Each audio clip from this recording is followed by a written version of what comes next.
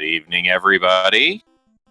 This is the first match of the round of 8 of our co-op tournament for Final Fantasy Randomizer. We've got Team Oof, which consists of Hate13 and Chadbert. And we've got Team NUKE Kids on the Block, which is Luffy DV and Shoom Bobby.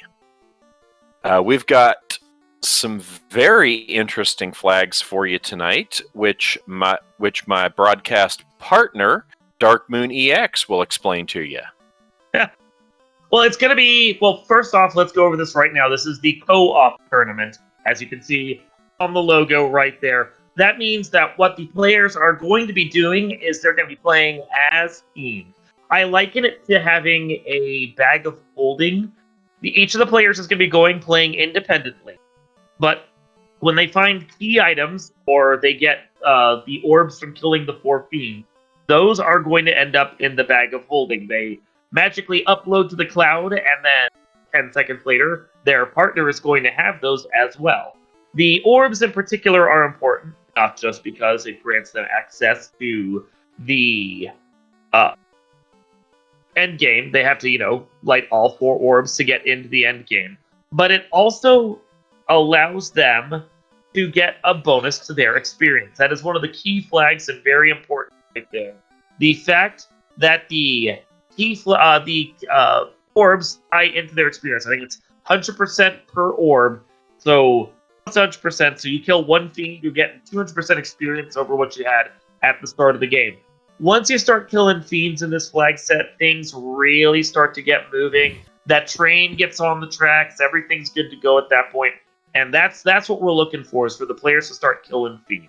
Beyond that, floor and entrance shuffle. Everything's going to be a different location aside from Canaria. Everything's going to be all mixed up. All the items are basically loose everywhere. It's going to be a lot of fun.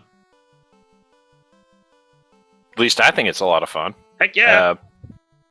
All of the items are incentive locations, are incentive dungeons. We have ice, ordeals, earth, sea, and sky. And they are random chests within those dungeons. So, you all know how the traditional incentive chest in ice is there where the eye tile is, except it may be anywhere in ice. Maybe anywhere. And you're basically going to have to treat it like it's everything loose anyway, because there are 3 loose items along with the loose in dungeon, so you just won't know where anything is. Right, it's 3 loose items. Yep. So we have. Let's see. What else do we have? We've got. We have one of my favorite things, which is no marsh incentive. I am firmly in the never marsh camp. I am too, but the fact of the matter is that with these, where the marsh floors can be just about anywhere, you're pretty much gonna have to go check marsh some of the floors, because again, 3 loose. You never know. Valid point. Yeah. So how does the random chest within dungeon work with floor randomizer? It's item confetti, basically. Yeah. Well, so basically, let's say that you know that marsh, although it's not this flag set, but let's say you know that marsh has a key item somewhere in it. When you come to a marsh floor and it has treasure chests on it, you're going to want to check it until you find the treasure in there. And it might not be on that floor. It could be on a different marsh floor at some other exit. Yeah, it's basically, even though we're saying it's not everything loose, it kind of feels like everything loose. Yeah, pretty much. Yep. We have checked class blursing. Our class blurses, fighter gets +7 luck, thief gets +30 health, hit points, black belt gets thief swords, red mage gets +2 MDef per level, the white mage can use the black shirt, and the black mage can use the defense sword. Oh, and it looks like we're moving. We're off and running. Finally get to see what all we have at these at Canaria. It looks like much of anything in White Magic, and it looks like Canaria Castle is one of the Cardia Islands. That's good. At least that's going to allow them to get some money going right off the start. Quake, Ice 3, and Lightning 3 at the Black Magic shop. Black mages are going to be very useful. I did not notice. We've got Chadbert's got Red Mage. Is that Red Mage, Black Belt, Black Mage? It could be. I'll be honest with you. I have telling any of the sprites apart aside from the traditional sprites. So when we see it punch something, we'll know. Looks like we also have a Cure 3 stick as the AoE item that they start with in this flag set for today. So that is useful. Yeah. Yeah. I mean, it's not going to be like... It doesn't help them do any more damage, although they have AoE spells already. I don't even have to worry about that. But Cure 3, it's a great spell to have for unlimited charges. It looks like Luffy's got the same... It looks like Luffy's got the same as Chadbert. We are starting with free ship and free canal. Yep. But not free bridge or canoe. Nope. Catnip asking in chat, how many sprite sets are there? We have a ton, primarily because we have a way of basically side-loading any sprites that the players want to develop. So you'll see a lot of weird sprites that are here based on what the players decided to import for themselves. It's all done by the players, and they are free to load what they want, so long as it's not, crap. Yes, Catnip, there are Northern Docks. So, Temple of Fiends is, I believe, at Temple of Fiends. For those of you in chat that like to take a drink for this, it's even randomized. Actually, it's really nice to know where Temple of Fiends is right off the bat. Yes, because, well, if you know where Corneria Castle is, it's nice to know where Temple of Fiends is. Well, it's good to get out of the way now so that you can send Sarah off back home. That's a Titan's Trove with a slab in it. Yeah. But also, Temple of Fiends has 3 easy-to-get-to chests. And knowing where it is early, as soon as you hit level 10 with that deep lockpicking, one of the most useful flags we have on right now, you can go and just pick that lock even if you don't find the key. And that Titan's Trove treasure chest side was at Matoya's cave. Mm-hmm. Yeah, Titan West. There was an Aelit Gauntlet in there, which is kind of a crappy spell. No one ever really buys the A spells. But that will sell for money. And right now, everyone is going to be hankering for some vending stuff.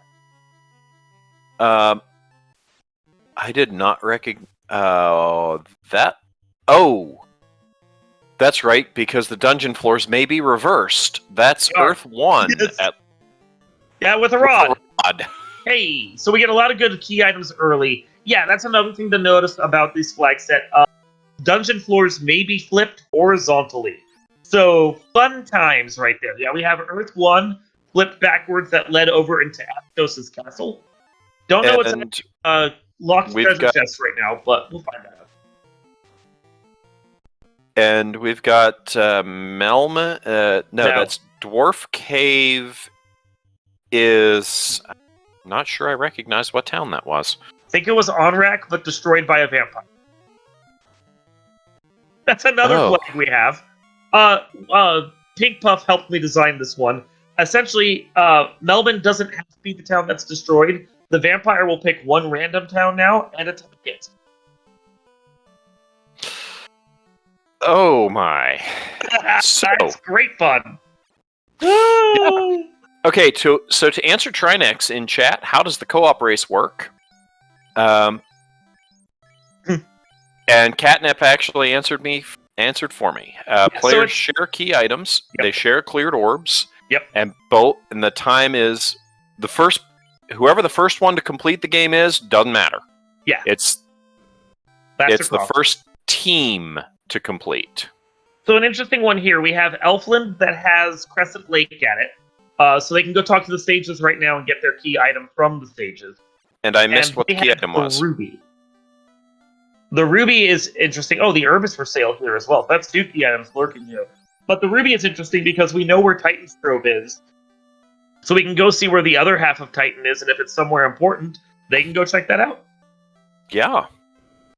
Yeah. Now, is Deep Towns on? Yes. We found there's Chime. There's the chime. That is, where is that? That is Elf Castle. Yep. So we know where the Canaria Castle is. When they decide to go and kill Garland, they can send Sarah back there and find out what her key item is. We're getting a lot of key items very quickly, like the chime we just got as well. The game is kind of opening up very quickly for us. Which can be a good thing. And so here's the thing. Here's an important Castle. Thing. That was ice. That was one of the low. That was one of the lower floors of ice. Mm-hmm. So it's important to discuss the fact that the Shim's found Ice 1. Floor and entrance shuffle is going to cause everything to go everywhere. The goal of the game is, of course, to kill the 4 fiends and then go fight Chaos. And we know where Temple of Fiends is, so fighting Chaos eventually, that big a deal. Still need the key or some way to unlock doors, still need the loot. But those 4 orbs are what's most important. Interesting to note is that because all the floors are shuffled everywhere, all the fiends are going to be all over the place. So you may not need all the key items to get to the 4 fiends. And the 4 fiends are really all you're worried about aside from that loot. Okay, that was... see, Marsh Cave had Ice 1 into Elf Castle. Also useful to know, because we know where that herb is, so we can do that turn and find out what the Elf King has. Like, seriously, this flag set is opening up very fast. I would not be surprised if... Oh, see Elf Sarah's Oxyel. Sarah's item is Oxyel. Since we know where Vampire Ruined Onrak is, I believe, that's going to allow us to go and explore the Onrak dungeon. Whatever it may be. A lot going on. Yes, this is... A lot. This is the fun of a flag set like this, because now you're trying to be like, oh my god, they're going everywhere. Where are they? East Titan's Trove is Earth Cave. Well, that's useful, because they can go to Titan's East Cave and Melmond and find out what's there. Although, they have a ship and canal, so not that useful.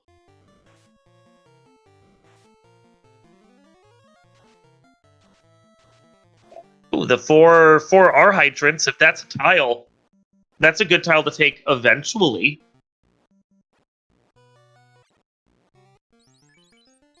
Maybe and we found a cube, or we found 3 cube block.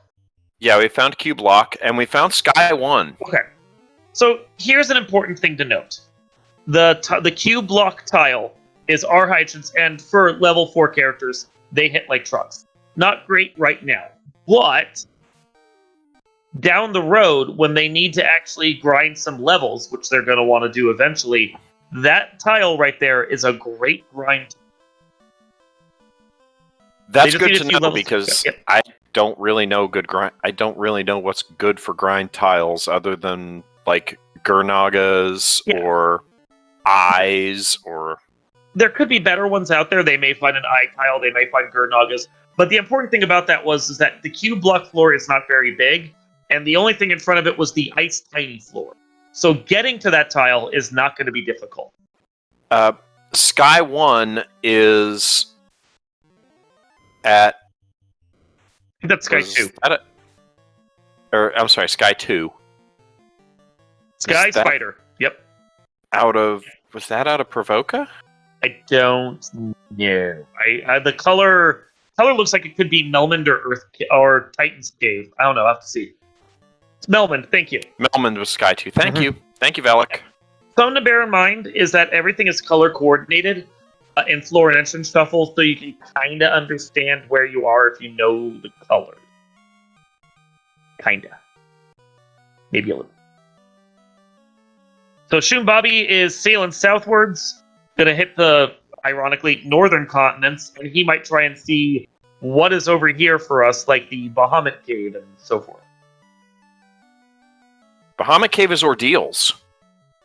I mean, it's not going to be the easiest thing to clear, but it could be useful. We know there's going to be a key item in there somewhere. The other cave there is Volcano Armory into Marsh 1. Yeah. So we're still on the hunt for key items. Knowing where Volcano Armory is actually useful, because there could be a lot of stuff there. Hate picks up Crystal. Yep. Done, and then that goes into Shumbabi gone into Waterfall. Yep. March 2 into Waterfall, and there will be a key item here lurking with the robot. So. And there's a gas dragon lurking. Don't think they have the levels to take that out right now, or the spells. And we have our first. We have our first fiend find. Yep. Carry on a flipped floor. How did you know it was flipped? Okay, so for this particular one, the floor level layout looks the same, but as you can see right here, if the stairs are off to the left slightly, because it's an off-center floor, that means carry is off to the right, and vice versa. Ah. Thank you. So I saw that the stairs were slightly to the left. I think it was actually Shumbabi that pointed that one out, so...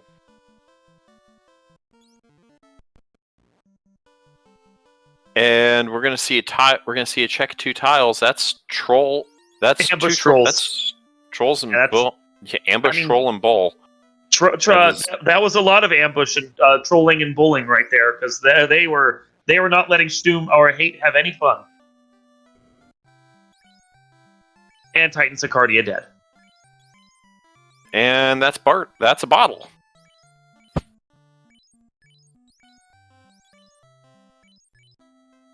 And shadows have squint. Which, ew. So Shumbabi's going to go back in and look at, and just dig through, and go to Marsh 2, and that's a reverse. That's a flipped Marsh. I'm sorry, it's Marsh 1 into Marsh 2. And that's a Marsh. That's Marsh into Marsh. Pure potion and some money. And an unrunnable undead pack. Which, fortunately, you don't have the right magic for. Yes, I will agree with you, Catnip. I have enough trouble with the floors as they are regular. Bottle was in Waterfall. Which is a couple... I don't remember what that came out of. I'm sorry. I am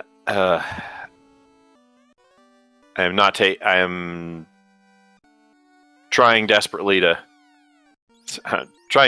to keep up. Okay, Waterfall was Marsh Split. It was the other side of Marsh Split. And then bottom side of Marsh Split went to top side Marsh.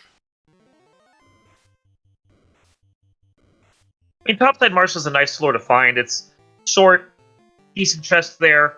Like, anytime you can check some quick treasures and get out, I like those floors. And selling that opal gauntlet because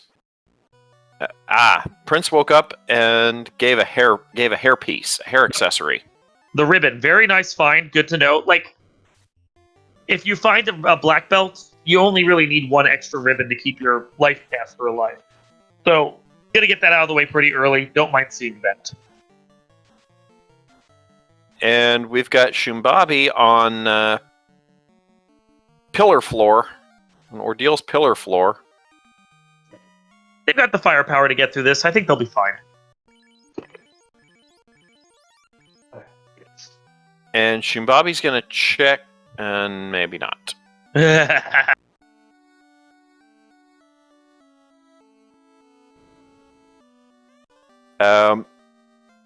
So does Ordeals just go straight through for Ordeals? Yeah. Ordeals is one of the dungeons that's a package set. Ordeals, Ice Cave Loop, those 2 floors that link into each other with the holes, and then all of the Temple of Fiends Revisited itself. Those ones all sit as like package units.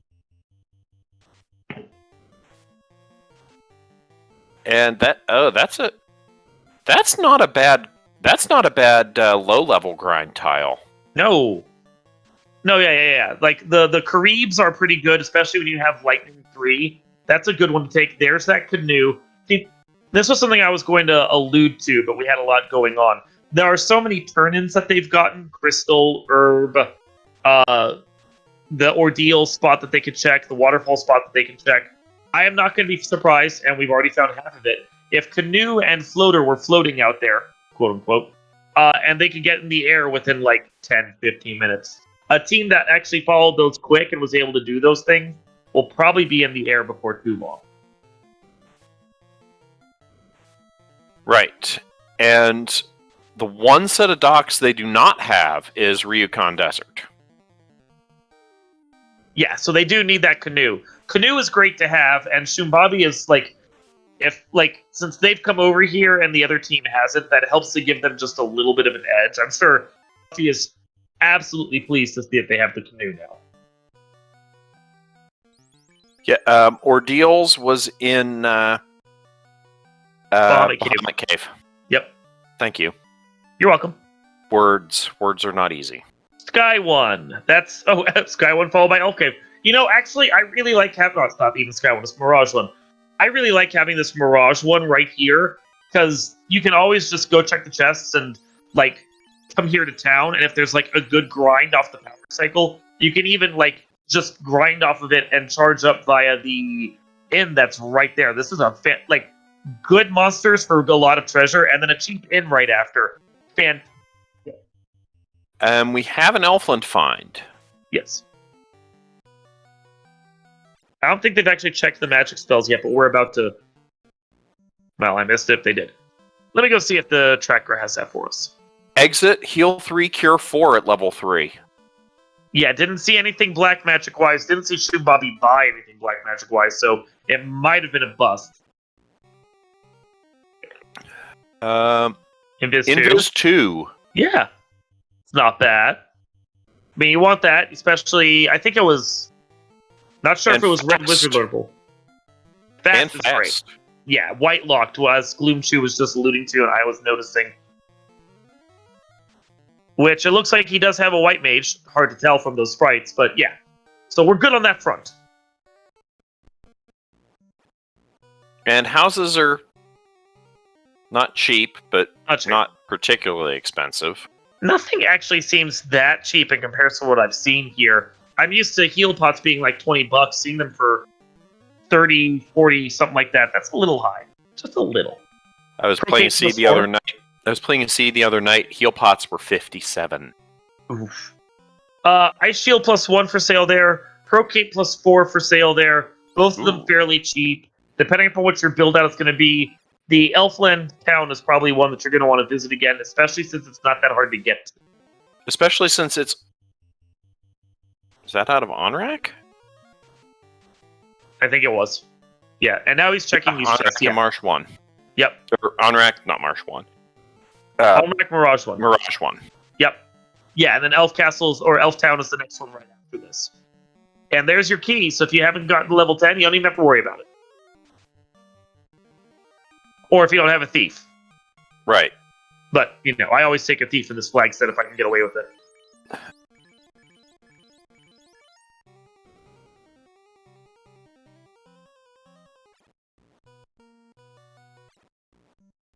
And back up.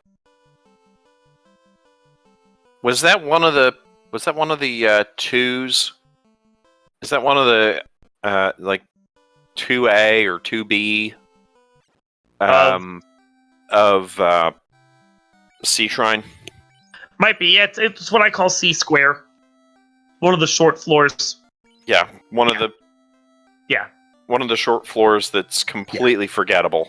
Oh yeah, it doesn't there's nothing in that room. It's literally just there as a transition floor because they had to like space everything out weirdly on the seafloor. So yeah, C square. Key in hand, we're gonna see it's what's at the Temple of Fiends. Manticores that you can ambush. If then I think they'll die to Ice 3, so that's They're not dying immediately to Ice 3. They're dying immediately. I don't like that. That's not so good. Ooh, they're not dying. Come on, man. You're supposed to die. There we go. Nope, wait. What? Oh. 3 of them dead. A decidedly low roll you don't want to see. There we go.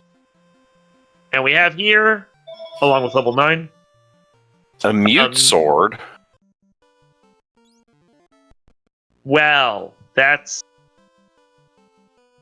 I mean, it's not a negative. I might keep it around, but yeah, that's not... That's...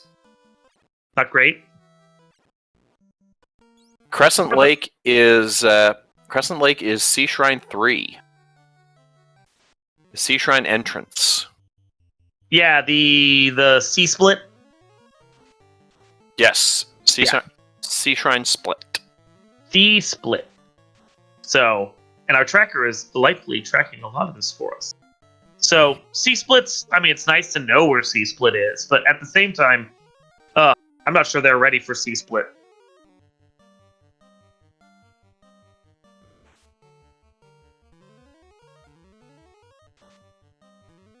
Level 10 for Luffy right there, while Shun Bobby is checking out Sky 1, what I like to call Sky Plus, because it's in the shape of a plus sign. And it goes into Dwarf Cave. Yeah, which doesn't help him except for the key. Yeah, well, he's also level 10, so either way. But yeah, it's great. And the thing I love about thief lockpicking is your thief doesn't even have to be alive to act as a lockpick. Just pick that corpse up and push his face against it, you can get into the door.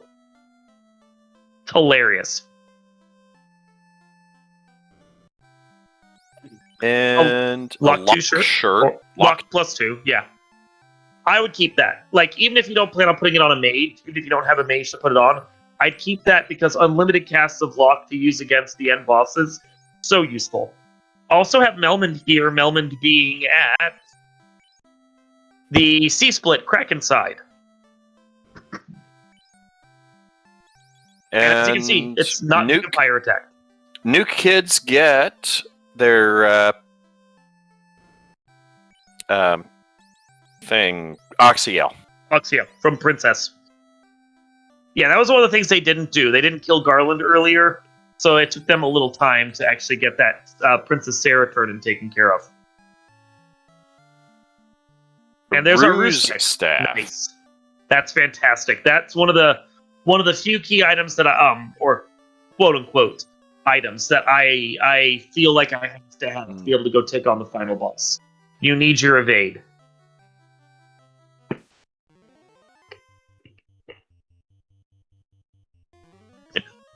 I like how the King of Canaria is like, you know what?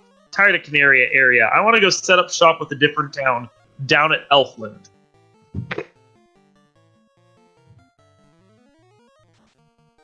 Yeah, this is definitely Vampire Attack on rack. Vampire Attack on rack. Yep. So we're going to see just what the on rack dungeon is going to be. Fade level 7. Oof. Hate to see it.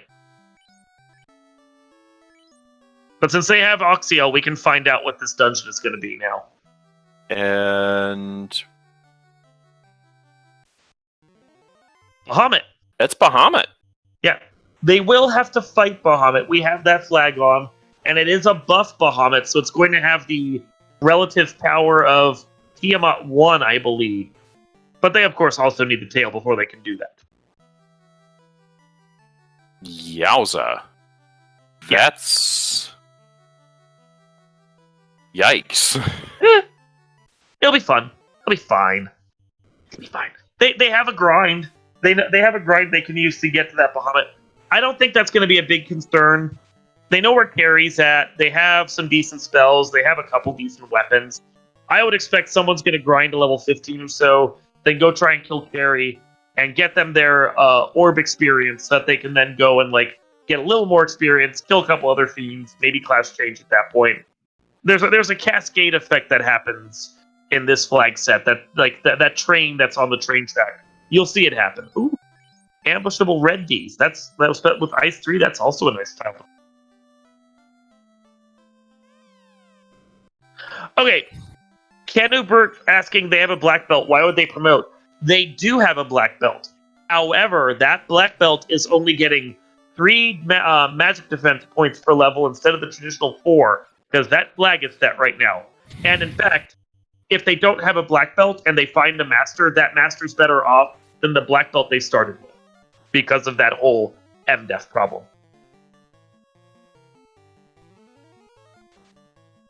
These flags are weird.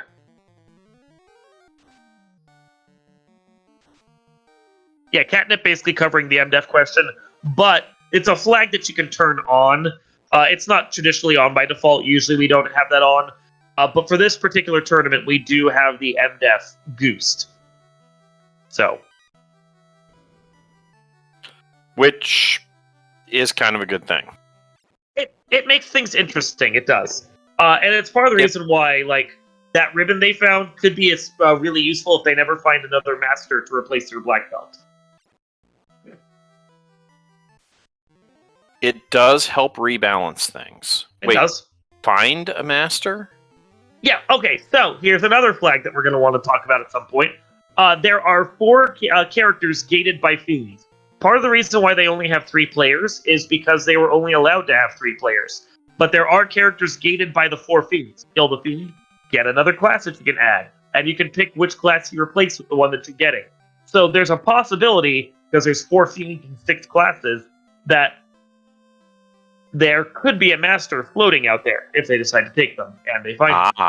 Yeah. Not guaranteed, but could be. And we had a crown from Lefane.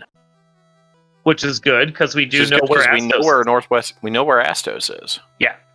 Astos with a couple floors deep, going to be able to do that tournament. Again, they're getting a lot of these key items early. They're, like, Luffy and Bobby are closing in pretty quick on that 100% clear, and they're, what, the 27-minute mark? Yeah. So, I'm surprised they don't have the rod. I thought they were in Earth Cave where the rod was at. Don't think they didn't do the check. They didn't do the actual chest checks. I could have sworn, like, it was Earth One. We'll check their inventory the next time they go in there. It's not a big deal. Unless, of course, Luffy decides to menu really quickly and blocks us from noticing it. Yeah. Yeah, well oh, he's on the floor. Go! No, he's on the floor. Go to the floor. Go do the chests. Floor. Check the chests. Go to the floor. They do have it. They do have the rod. Okay. So yeah, check off that rod. They're down to 4 items left they need to find. Cube, and they do have that TNT, loot. tail, so, yeah. And adamant. Yeah, and the only ones that are actually essential to them are that cube and that tail. Presumably the TNT and the adamant are going to lead to one or other of them, or both possibly. But the cube and the tail are the only ones that are... Oh, I'm sorry, and the floater, because we just got the floater. So that puts them in the air, and that's going to allow them to do the checks that they couldn't do already. Where was that floater? Astos. Ah. Yeah. See, I said that we were close to that. So... Yeah, very interesting. Shimbabi is in the air at 29 minutes flat. Oh, they do not have the firepower for this, but this is a great tile for grinding experience-wise. Yeah, the Zombie D Whiz Vamp tile is buku experience. They just need spells. That may be better than the Third Eye grind. It is, I believe, experience-wise. The problem is that they hit really hard. Third Eye grind does not. We have also found Ice Loop. That's where Bobby is at right now. And it's a Mummy and Cockatrice tile.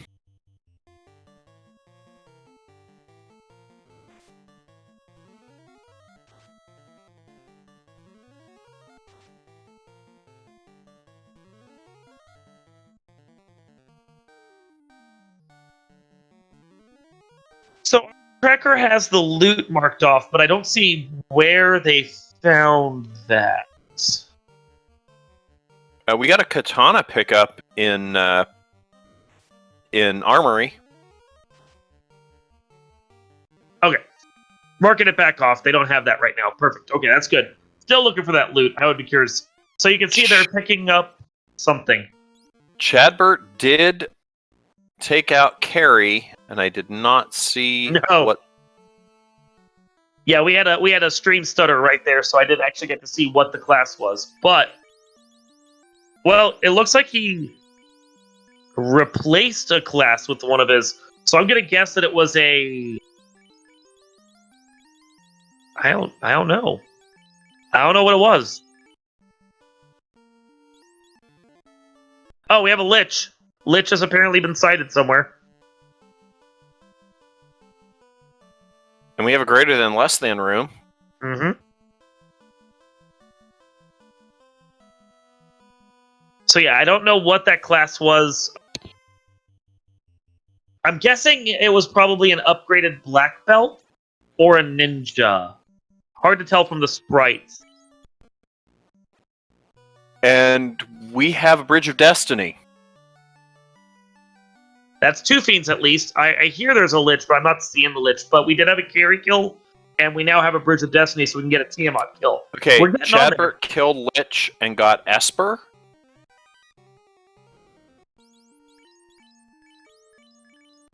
Okay.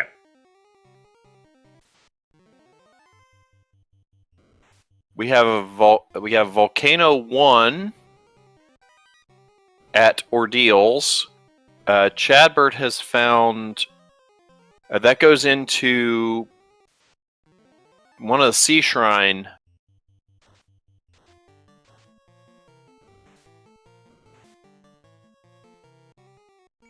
I don't see where Lich is at on the tracking right now. I missed the floor, but I'm going to trust that everyone else has seen it, and I'm just blind. So.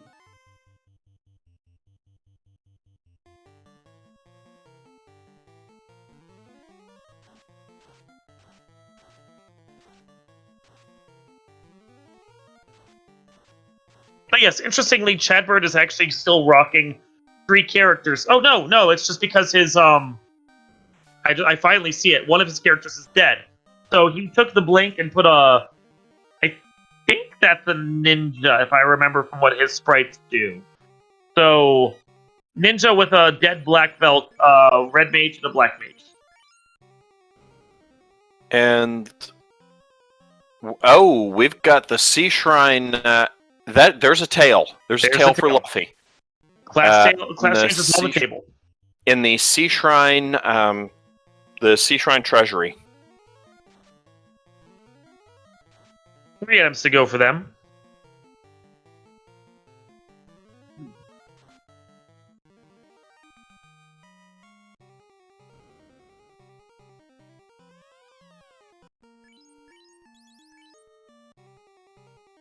And a Pro Cape +4 and a Silver Gauntlet that's useless. Pro Cape's nice. At least they don't have to go buy one.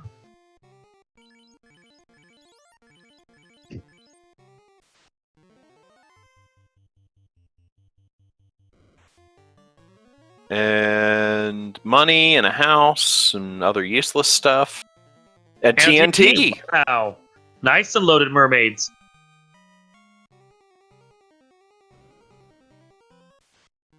And that's going to give us... that's going to give us at least one more turn in because we know where Dwarf Cave is. Yup.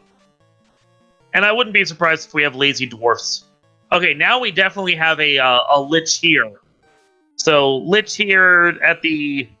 whatever spot that Hate is at this point.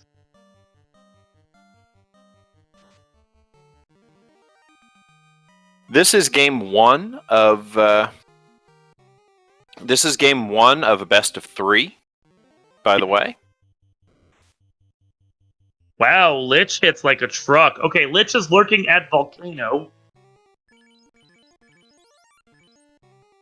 3 floors deep.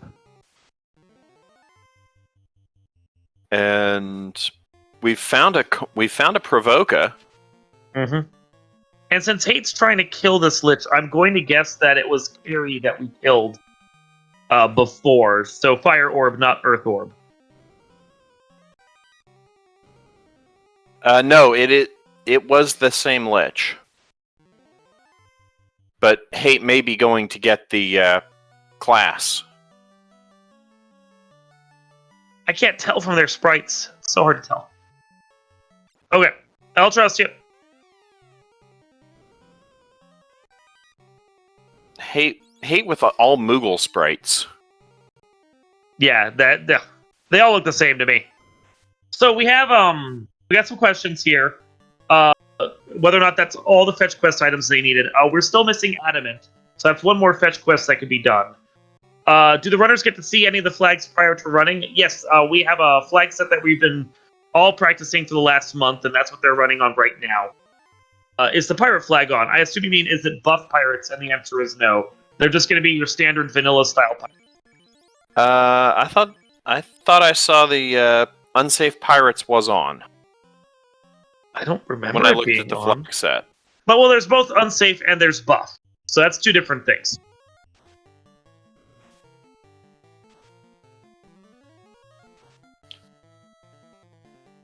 And that is okay. That is on Cardia Islands. Provoca is. Nice. That's useful. So you have to have the floater to be able to get over there, but hopefully they'll get some magic that they could actually use there. Harm 4, Temper, Fire 3, Bane. Actually, yeah. Harm 4 and Fire 3 are both eminently useful for that, for that Lich fight. For that Whizvamp fight. Yep, both of those. That was what I was getting at. That's very useful. And we had Sarda, but I missed what Sarda had. I'm sure our tracker knows. Sarda had the X-Cal. Oh, okay, that's vendor trash. Okay, and we have confirmation that Lich was guarding the ninja. So there's a thief for you if you needed one. So I will ask you. Yes. I will ask you. What is your preferred party on a normal flag set? Okay, that is a question. Say the pods. Say the pods flag set from the spring tournament. Pods, I was generally running black belt, none, red mage, black mage, because I wanted to siphon the experience onto the players that needed it.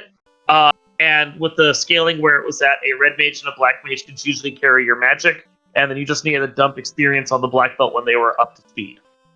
For something like this, I'll run thief, none, white mage, black mage. Because I'm expecting to find a fighter or a black belt somewhere in the seed, and I want to make sure I get the full complement of magic.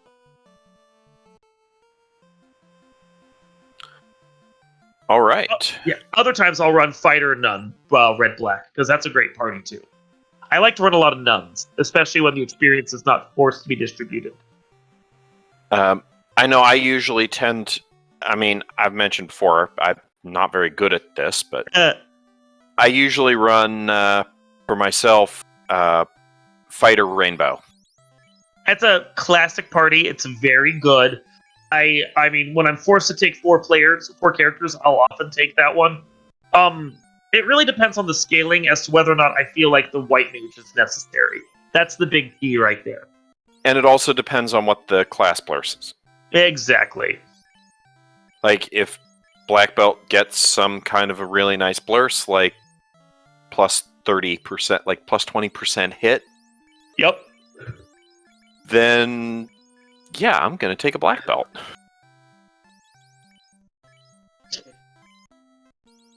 I mean, we had a practice seed that I did in this flag set earlier that the black mage had fighter armor. And I'm like, well, he is stacked now to survive just about anything. Yeah. It's great when you can throw a flame shield and an ice armor on your black mage. Just be like, you're fine. Go have fun. And we've got a turn-in for... Vorpal. Vorpal plus 2 plus a Sun Sword minus 2. Yeah. Those are lurking in there. Like, the Vorpal maybe I keep because the Katana looked like it was a negative. So it rolled down and the Vorpal rolled up. And we have a ninja in play, and we have a red mage in play. Like, maybe I keep the Vorpal, but the X-Cal is definitely vendor trash. Well, the X-Cal's vendor trash because no one can use it. Because no one takes it. Because no one took a fighter. Yeah, and they're not going to because they all have a black belt. There's And Chadbert gets the floater. Yep, that's the floater for Chadbert. Puts them in the air maybe about 10 minutes behind the NUKE kids, but I don't know. I don't feel like because they have a orb up right now, I don't feel like they're necessarily that far behind the 8-ball, really. No, I would not think so. No. Now, this Lich does hit like a truck, so it's funny to actually see a Lich that's kind of a gatekeeper here, but we kind of have that right now. Yeah, that is kind of amusing to see a Lich that you actually need to worry about. Actually have to, yep. A Lich that's not just a speed bump.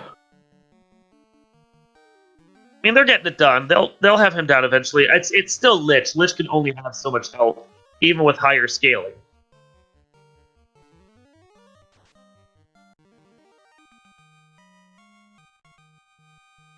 And is that Chadbert? And Chadbert has chosen to start the grind on that Zombie D Whizvamp tile. Well, actually, looks like he was just testing them, but yeah, he is going to do at least a little bit of grinding here. He has an orb under his belt. I think he wants to make sure that he can get some levels to go, like, class change and do some other stuff and be ready to go. That is not a bad. That's not a bad call. It's not. The way this flag set is calibrated, though, like, you want to try and get it counterintuitively almost. You want to get your fiend kills done before you get too many levels, because the more fiend kills you have done, the faster your grind is going to be. Yeah. So, like, despite the fact that you would think I want to get my grind going so I can go kill fiends, it's kind of the opposite here. You want to do a minimal grind. Yeah. To kill and then kill fiends. Yeah. To do your grind. Or even better, find like Brack at a low level, so you can just go instant kill Tiamat and Kraken and not worry about it too much. And Katana is +1. Okay. In that case, the Vorpal is absolutely better.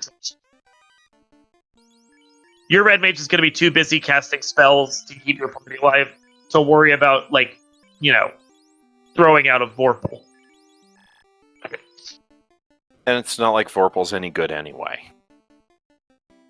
Oh, he finds a Weir Sword +2 to put on his black belt, but unfortunately, that's not a sword the thief can actually use. I personally do not hate the Vorpal. It's on my list of swords I will use if I need it for the endgame. It is on my list of swords I will use if I have to. I mean, I'll take the Maza over it. I might take a rolled up X-Cal over it. But against Chaos, Vorpal's probably going to end up doing more damage than the X-Cal is. Oh. The main thing about the X-Cal is it does... it plays off of elemental debuff. So if something's weak to an element, then the X-Cal does extra damage. And Chaos isn't weak to anything. Noted. Yeah. So the crit rate and the base damage of the Vorpal is probably going to be better than an X-Cal unless the X-Cal rolls up. Like a lot. Actually. Because every time I've used the Vorpal, it's just done crap damage. Yeah, you got a faster Vorpal. You need to make sure you have it on someone that gets a lot of hits. A Vorpal in a low-level character's hand isn't going to do very well. Because the more hits it has, the more chance it has to crit. And that's where the big damage comes from the Vorpal. But in theory, that's the same with the Katana, because the Katana is basically just a Vorpal and a half. Thank you for clarifying and showing me why the Vorpal isn't necessarily complete trash. Not complete trash.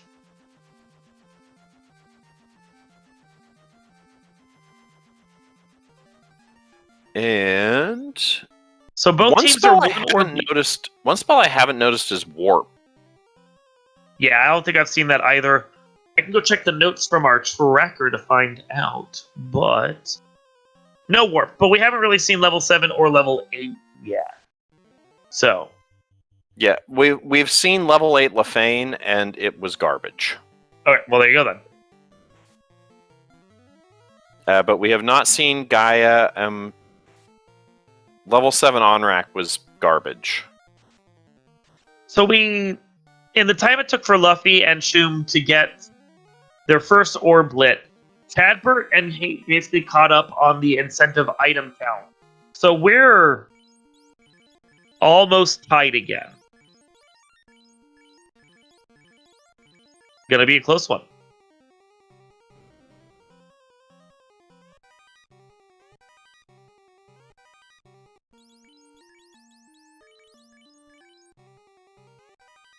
Well, I would expect it to be a close one.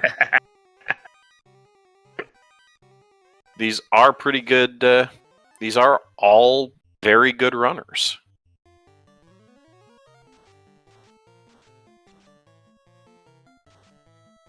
So yeah, it does feel like some of our players are definitely settling in for at least a little bit of a growth. Doom is here working these red Ds over because they're fairly easy to kill, especially with that Ice 3.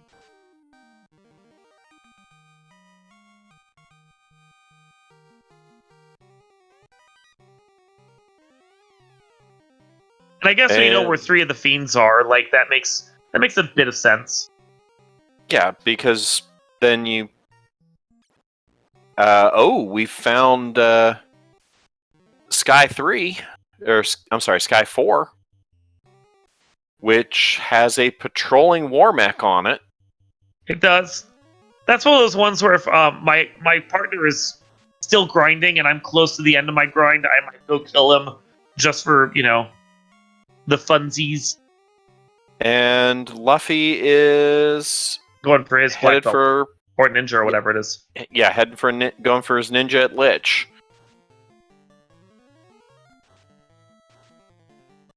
I mean, it's a good call. You want a 4th character. They'll maximize your damage output.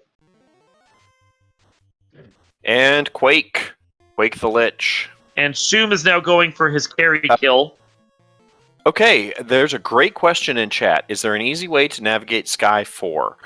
As long as you are on Vanilla Sky 4, as long as you're on the Vanilla Sky 4, it's 2 to the right and 2 up. Or 2 left and 2 up. Basically, you just got to go 2 vertical and 2 horizontal. That's all you got to do, because it's a grid that loops. Now, if you're not on Vanilla Sky 4, I can't help you.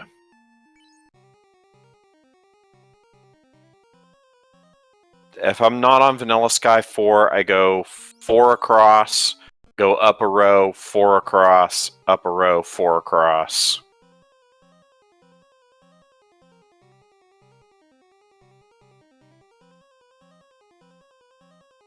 And continue to do that until I get back to the original thing. And then if I haven't found it, if I haven't found the stairs, then I'll do up 4, over 1, up 4, over 1, up 4. Yes, there is a flag that randomizes Sky 4. And that was a carry kill from Shumbabi. I did not see what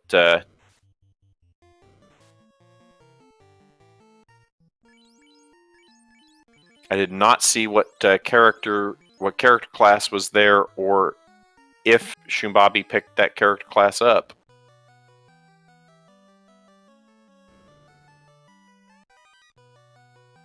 It was a master at carry. Thank you, Velik. I want to give a big shout out to the SpeedGaming family of networks for hosting us, for allowing us the opportunity to broadcast on their channel. Also would like to give a big shout out to our tracker, Velik.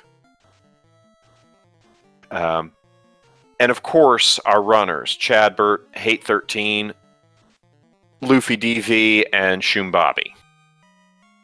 Without them, I'm just sitting in a chair talking to myself. And also a big shout out to my broadcast partner, Dark Moon.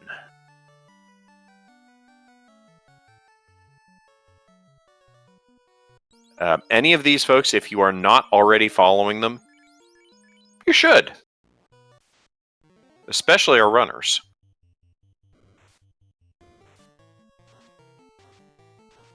Hate is there checking out Marsh Split.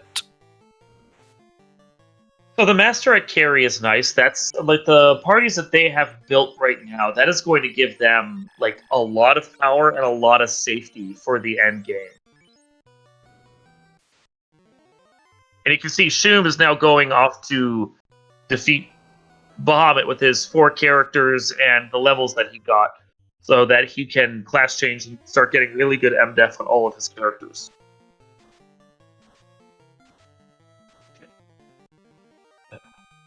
Ooh, Bahamut hits like a truck. Well, it is a scaled Tiamat 1, basically, so... And he's not getting a ton of firepower here off of his... I'm thinking Ninja and Black Belt right now. It's... Okay, so I will ask, when they pick up a character... Yes. They pick up a gated character. What's the level? What's the level range? Whatever the slot is that you're replacing. So the flag set that we have right now says that nuns gain XP and deads gain XP. So everyone's getting the same amount of experience whether they're in the party properly or not. So I think all of Shum's characters were level 16 or 17 right there. So the slot that he replaced was going to be same exact level.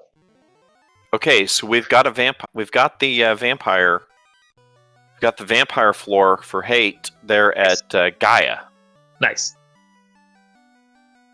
So yeah, it's important to note the 2 things are, 1, whatever character you bring in is going to be the level of the slot you're replacing. So if you have a character at 18 and you replace them with a new character, they're going to be 18.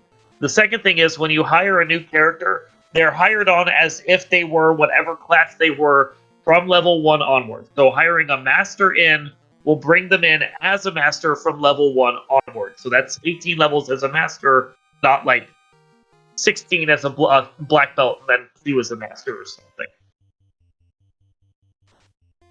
Which does make a difference, especially with the master. Yeah, so it's like, for instance, if you had a black belt in your party and you found a master, and if you replace the black belt with the master, in this flag set, the master would be the better choice. In other flag sets, the master would be much worse. Yeah, in other flag sets, you'd be like, I'm just going to stick with my black belt. You can stay right where you're at, master. I'm sorry.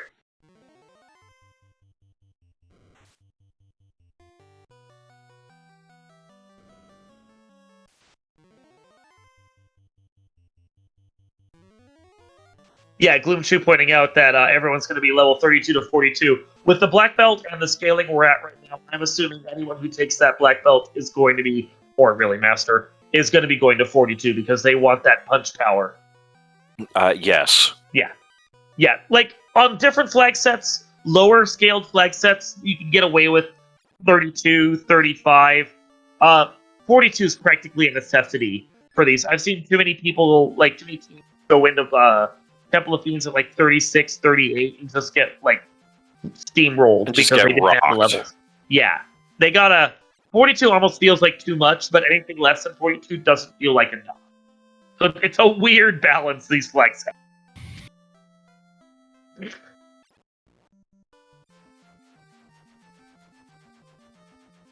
And we found Gaia.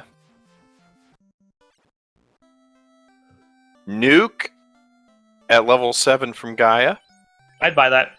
I'll buy a NUKE at any level, even if I don't cast a lot of level 7 magic. Apparently Saber was there as well, which is less useful. And we're not checking level 8, because who needs level 8 magic? Yeah, level 8 magic is... I don't even usually check level 7. Now, I will say, one of the quality of life improvements that the devs put in was you can menu upwards from level 1 magic to level 8 magic in battle. So, yes. like, level 8, level 7 magic is actually a lot more useful because it's a lot easier to navigate to it. It actually makes level 5 magic the least useful magic of all of them.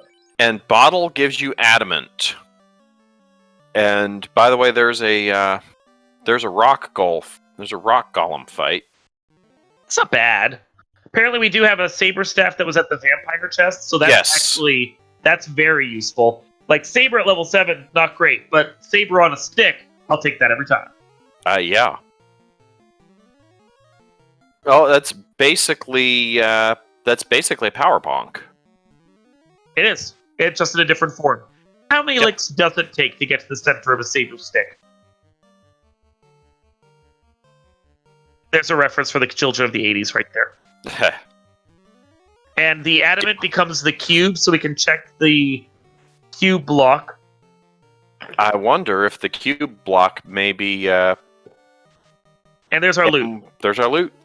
So, cube block could still be hiding... I think we're still looking for Kraken. We are still looking for Kraken. We are still looking to bracken the Kraken. And we don't have notes written down for what Sarda, Waterfall, or cube block may be. I have a feeling like we checked Waterfall. I just don't know what it is. And I know Titan East was just a dead Cardia.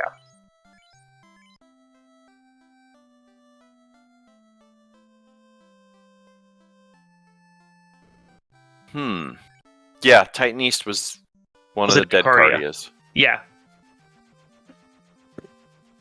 I'm sure they checked Sarda in the Waterfall. I just can't remember what was at them.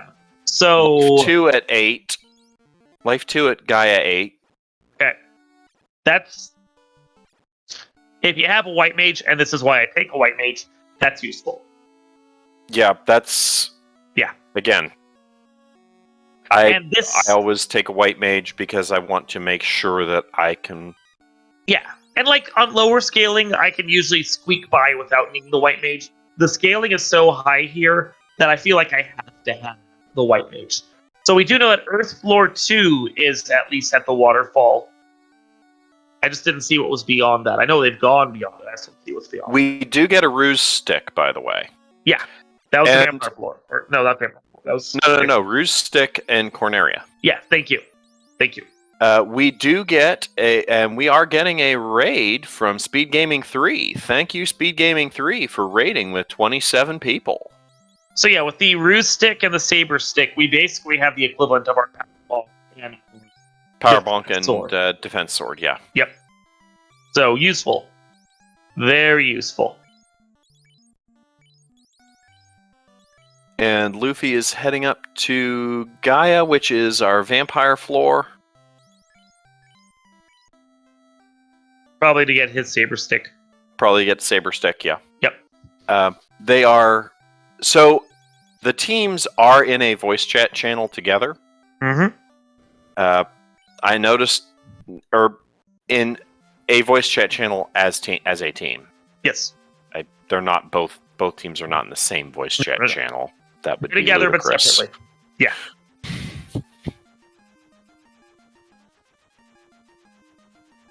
That would be ludicrous and would go to Plaid. So is that Saber Stick? Is that what he wanted? Yeah, Hade is at the Bridge of Destiny, gonna go check out Tiamat. Luffy, meanwhile, is diving deeper past the rod block.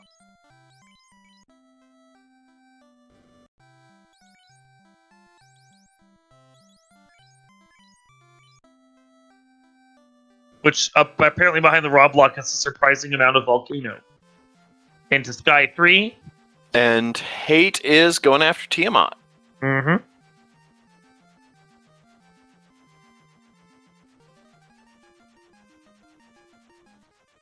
Now,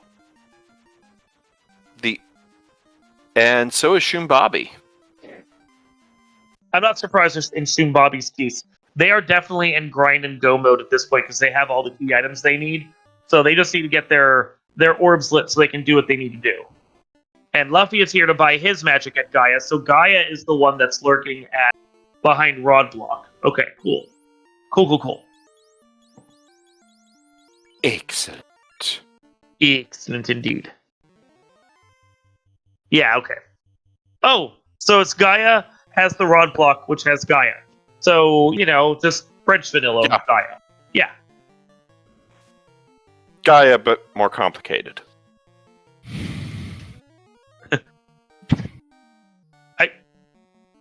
I feel like there's something I could say, but it's dirty, so I won't.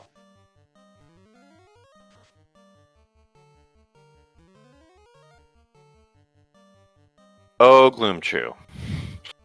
There are people that are. I'm sure there are people drinking plenty. So, Hade is here for his class change.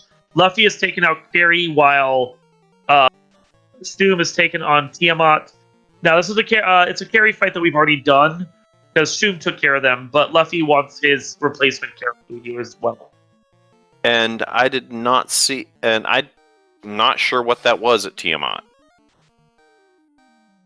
I did not see, honestly. It was something with shoulder pads. Could have been It was something with 80 shoulder pads. Yeah, it could have been a knight. It's hard to tell with their sprites, honestly. Actually, let me rephrase. Ridiculous 80s shoulder pads. And that looks like Kraken floor. That looks like a Kraken floor there at... that is a Kraken floor right there. At Lefane. Yeah, Lefane. One of the last checks that we had to do. So that means that they have all their orbs, and Lusum is not even pausing. He's going to go just do this right now.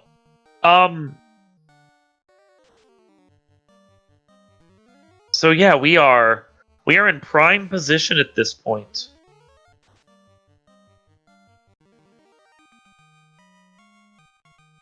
Luffy has an interesting party. If I'm not mistaken, he has Ninja Red double black belt. So all melee.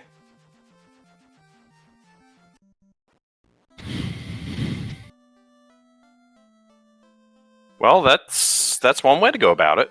It's a bold decision, Cotton.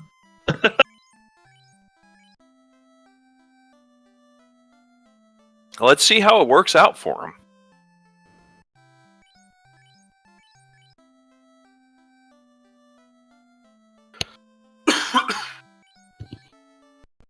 And Shum is going after Kraken. Yep. And Kraken has damage poison. It's not great. And yeah, no, Luffy has 3 melee. That's what he's going for.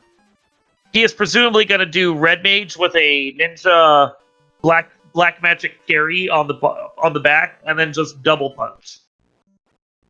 Interesting. And Shumbabi does not clear Kraken and nopes right back out. Yeah, that was a nasty Kraken. I'm guessing Luffy will probably grind until he's out of magic cast, and then we'll presumably go and try and take out Kraken. Meanwhile, Chadbert is crossing the Bridge of Destiny and headed for Tiamat. Sunflash Rune says, double black belt basically hopes there's no super evasive Fiend 2. Strictly speaking, yes, but they do have it was a locked shirt that was lurking in the Dwarven Armory, so not the worst thing in the world, honestly. Okay, so Kraken was doing Kraken things. Yeah. Large absorb and hit like a truck. He saw heroes, he said they're dominoes, he started knocking them. Yeah. Yeah. Kraken doing Kraken things. Yep. Very much so.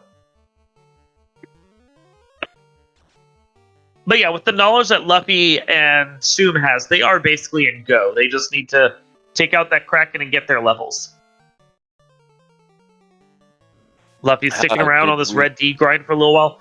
This is an interesting one. I know that the R hydrants were hitting really hard, but they weren't hitting that hard. And I think they were actually taking a little less kill than these Red Ds were. And I want to say they're actually worth a little more. So, it's interesting that they decided to go with this grind over the R. Okay, so we've got level 6 Brack and level 2 Bane. So we could see some Bracken of the Kraken. Yeah. Or more likely Baning the Kraken. I mean, Bane has a lower chance to hit. I think it's like 18% in comparison to the almost 25 or maybe over 25 that Kraken gets, or that Brak gets. But still, it's, I mean, you cast both and you just hope for the best. Yeah. Yeah. First Fiend encounter does not influence Topher at all. Nope. The Topher Fiends are on a completely different set of abilities. Yeah, it's a set order for which ones that you'll encounter. It's always going to be Lich Carry Tiamat, Lich Carry Kraken Tiamat before you get to Chaos. Good news for Shumbabi on that Kraken fight. That's a Bane Axe. That does help. And then, as far as skills are concerned, we have 3 pools of skills and spells. There is all the enemies in the game, barring the Fiends. Then you have the first Fiends who share their own skills and spells. And then there's the second Fiends who share their own pool of skills and spells. All based on the vanilla game and then just stuffed together. Right. So if you were particularly unlucky, you could, in theory, get nuclear on or get 4 nuclears on Chaos and 3 nukes. Yes. And a cure 4. Yes, 4 nuclears, 3 nukes, and a cure 4 on Chaos. And he could have a high chance to cast all of that, and that's just all he does. And that would be disgusting. Thankfully, I've never seen that, but I feel like that's a seed I would probably nope out of. Yeah. That's a seed I would completely nope out of. Yeah, no, I would get to that. I'd try it a couple times, and I'd be like, this is a path for me. So Velik brings up imps. What's the worst thing you've ever seen on an imp? On imps? I haven't seen anything bad on imps, but I have heard like nuclear imps or something, and they're the only encounter you can get for a while, which is hilarious. I've had nuke imps. I've had damage poison imps. Mm-hmm. I've had Scorch imps, and the thing is, even Scorch can be killer if you're level 1. That's true. Yeah.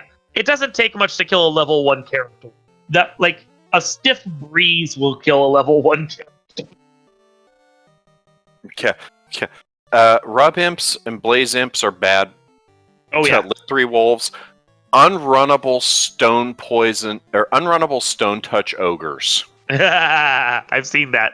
That's hilarious. I've noped out of that seed. I mean, the thing about like imps or gur imps or ogres or any of those is they only show up in the early areas. Yes, you have to try and scum your way past them, but they only show up in the early areas. It's not like you're going to have to stress about them late game. Actually, I need to rephrase that.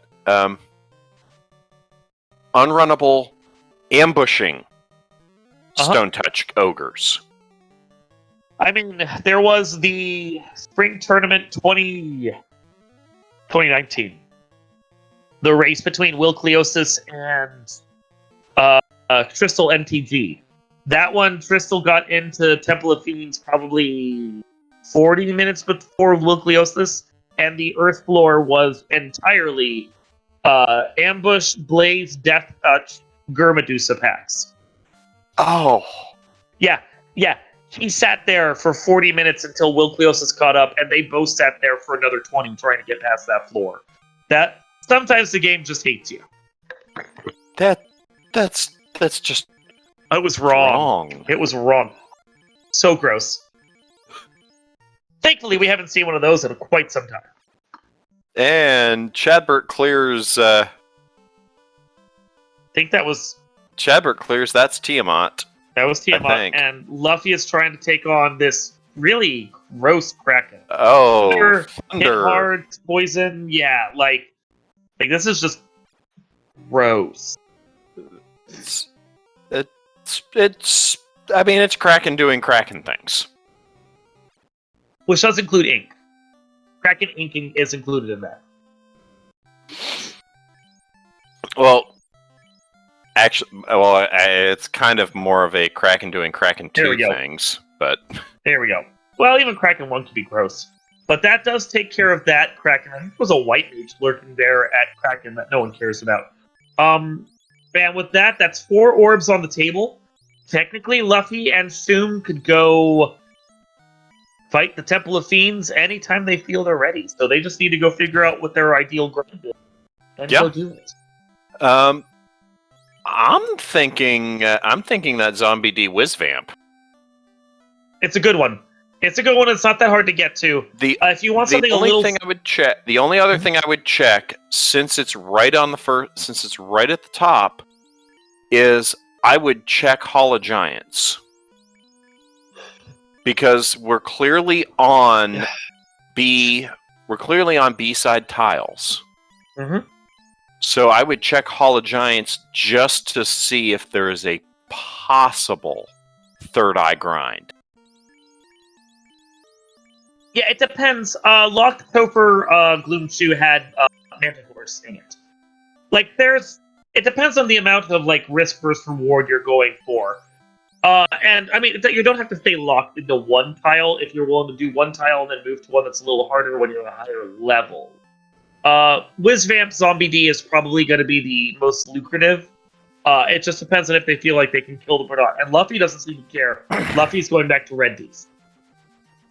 Well, I'm gonna check the Hall of Giants tiles just to see if I can get third eye grind. Because third eye grind is tons of experience and it is incredibly safe. It is. Yeah, I would probably do the stupid play, and I would probably go into Whizvamp Zombie D. Because, if Fire 3, Harm 4 is there, I would do it. If the third eye grind is not on one of the Hall of Giants tiles, I'm going to Zombie D Whizvamp. Yes. Catnip, the third eye grind is just what we call it because we're all kids of the 90s. It's the 3-eye tile that you can get if alternate formations is all. So.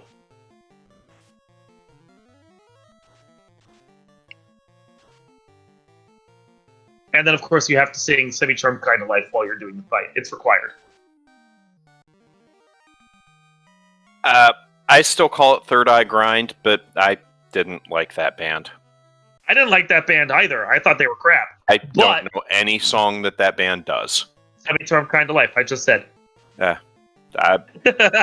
may have heard that song when I was in high school, but I don't remember it.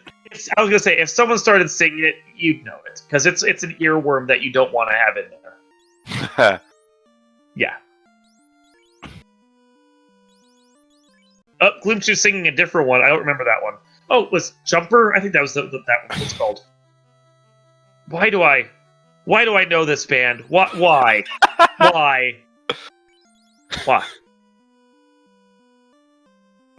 Mwahahaha. Child of the 90s. There you go. Yeah. Child of the 80s and 90s. I mean, there are worse bands that we could be referencing. I worked at a radio station, and one of the DJs there would always call Garbage the most aptly named band in existence.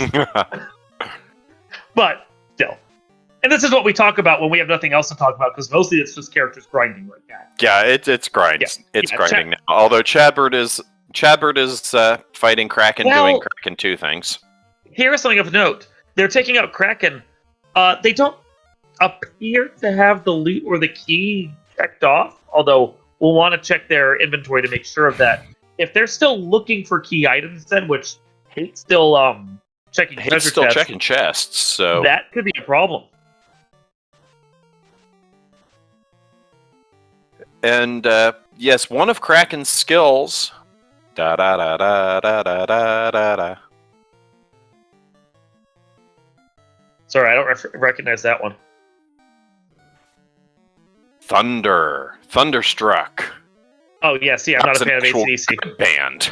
Sorry, no. Yeah,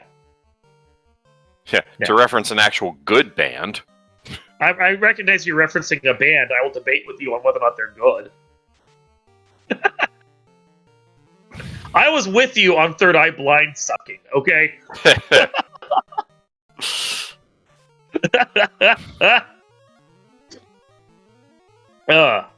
Hey, I like hard rock, so I was a grunge listener.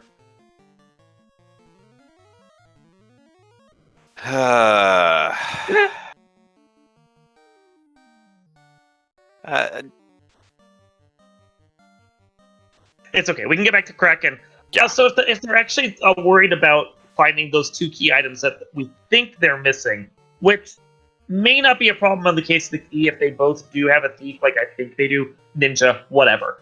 But that loot, if it really is missing from their inventory, that is a problem.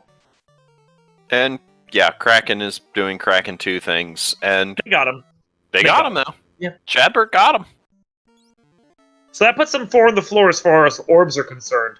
We will see whether or not they actually have the loot, and that is the concern.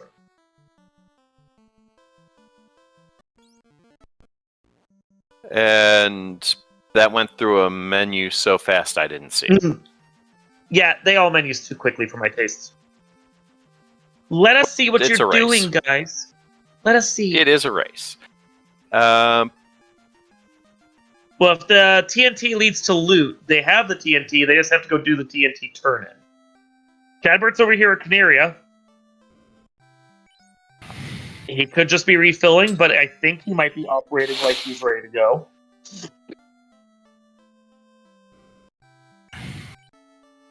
Yeah. If they have TNT and they haven't turned it in yet, and he's flying away, so he hasn't done the turn-in yet, they need to go do their turn-ins. They're not going to find the loot in a box. They have to go do their turn-ins. And you mentioned 4 on the floor. Mm-hmm. Funny, the first car I owned had 4 on the floor. Did it. Of course, it was a 79. What was the car? 79 Mercedes diesel. Ooh. Mine was a 1982 Datsun, where the starter went out, so whoever owned it before replaced the starter with a flip switch, so you can just flip the switch and push a button and you didn't need the key. I mean, you'd think, oh my god, someone could steal your car. In the middle of the the late 90s, who was going to steal a 1982 Datsun? I mean, really. This is true. Great car, though. That thing ran forever. I'm so sad I don't have it anymore.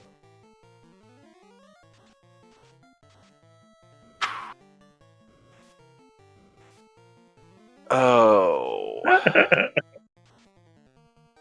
think we're making all the people in chat If feel you old now. if you remember playing this game on the original NES, take an ibuprofen for your back. I did play this on it. I didn't beat it on that because my cart died, but I did play it on that. I didn't. I eventually beat it on the original NES. Mm-hmm. I thought I had found something really special when I found the Peninsula of Power. Oh yeah. And that's one of those tricks that was in Nintendo Power, but when you could find it, it was real nice.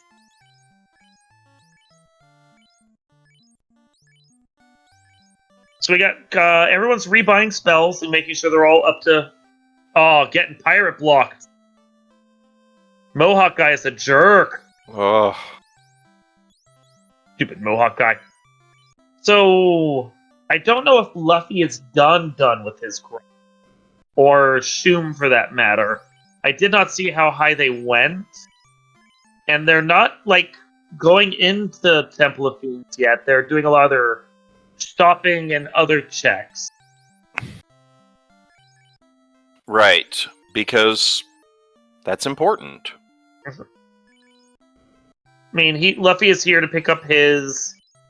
Luffy especially needs to make sure he has all of his spell slots filled with the spells that he needs, because he only has basically 1.5 mages. Yeah.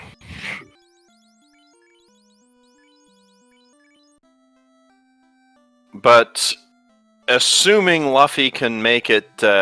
assuming Luffy can get through any kind of evasion, Mm-hmm. then he will be going into Temple of Fiends to kick backside and chew bubble gum, but he's all out of bubble gum. So long as he grabbed that lock shirt and kept it, he should be fine for even an evasive. Should be just fine. He's not. Yeah, there he is. He's going. He's going. Whatever level he's at, he's going. He's Society's son. I'm surprised he didn't. I'm surprised Luffy didn't talk to the bats. Because I noticed on the flags that the bats will give you clues as to how difficult. Yes. Now, here is my thought process on that. And it's the same reason why I don't generally deal with hint givers. It's the fact that it's slow. So yeah, you can learn about it, and it's not like it's not bad. It's bad information. It's good information to have, but end of the day, a lot of what you're going to see from the bats either doesn't come up or is stuff you're going to learn about anyway when you fight the fiends. And if you feel pressured to finish quick, then you may just not want to deal with it. And Chadbert is going to turn in that adamant to get the cube. And hopefully sticks around to turn in that TNT. And yeah, he is. He's heading down to turn in that TNT, which will get the loot. So yeah, question chat from Johnny Coos about co-op. Do both teammates need to beat Chaos to finish? Yes, and the rules for the tournament this year, both players need to cross the finish line. And the time is calculated by the second player that crosses the finish line. That's when the team gets the dot done, and that's their finish time. And what can I say, Catnip? I'm old. Yeah.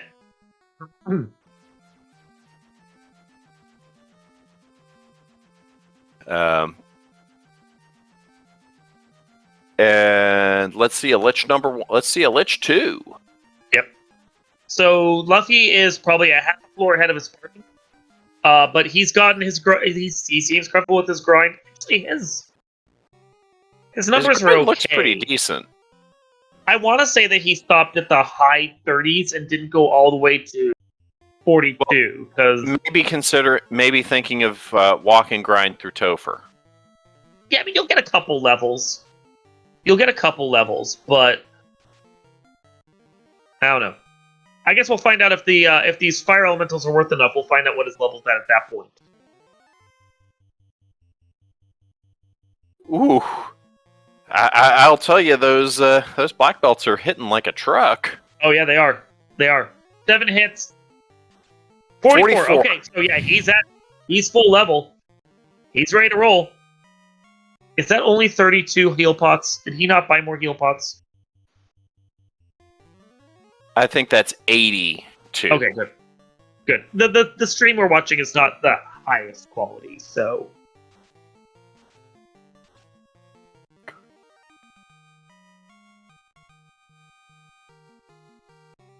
And they're both on carry at the same time. Whoo. That was a massive punch. Yeah.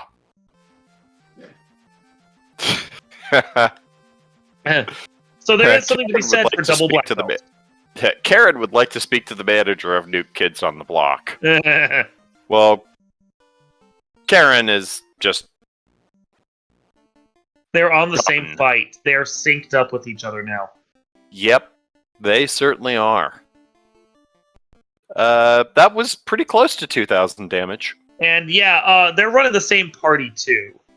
It looks like they're both running red ninja, black belt.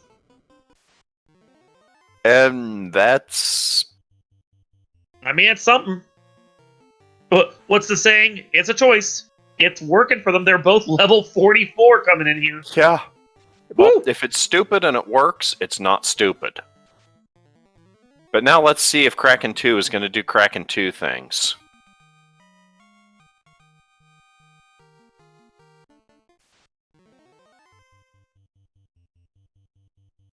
So, the downside of a double black belt, the way they're running it, is that they don't really have a lot of magic. The upside of this strategy is who needs magic when you punch for a couple grand a hit? Oh, high evade. It's only about 3 hits. High evade and high absorb. Yeah, on Kraken 2.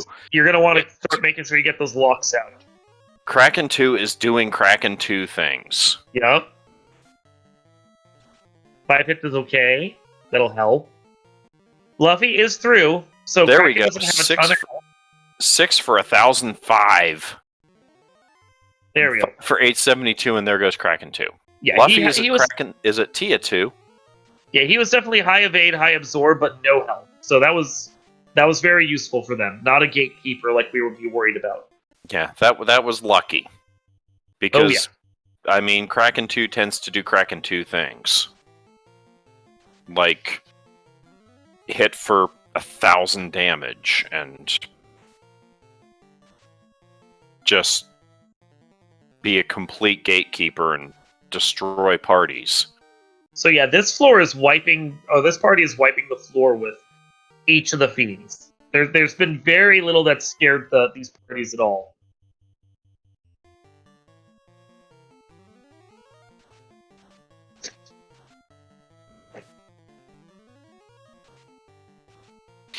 You know, I once got a third eye grind in Hall of Giants. I decided, I'll just keep doing this fight. I'll just keep grinding this fight until well, that's an interesting final boss. Oh yeah, we are on Whack-A-Garland for our final bosses. Now, this is the other part of what I want to discuss about the choice that they've made to not have more magic in their party. Is the fact that they need to clear out these themes, all the garlands that are surrounding Chaos. And without a lot of AoE, it's going to be hard because Garland usually rolls up. And you can see he's shrugging off nukes right now and coming at them with Lightning 2 and was actually starting to wear them down. So his party needs to heal.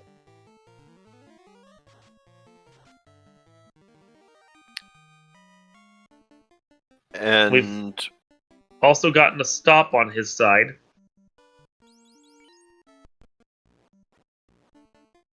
Hoping everything's okay on Luffy's stream. Do we know which Garland is Chaos? It's random.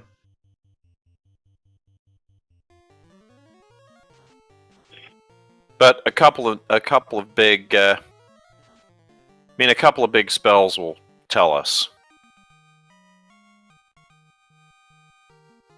Oh, there it goes. Now Luffy's going again.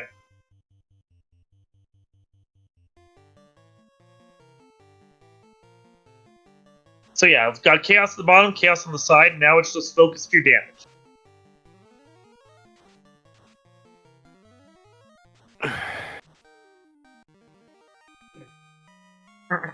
So yeah, he's starting to get the heal 3s out. That's going to help.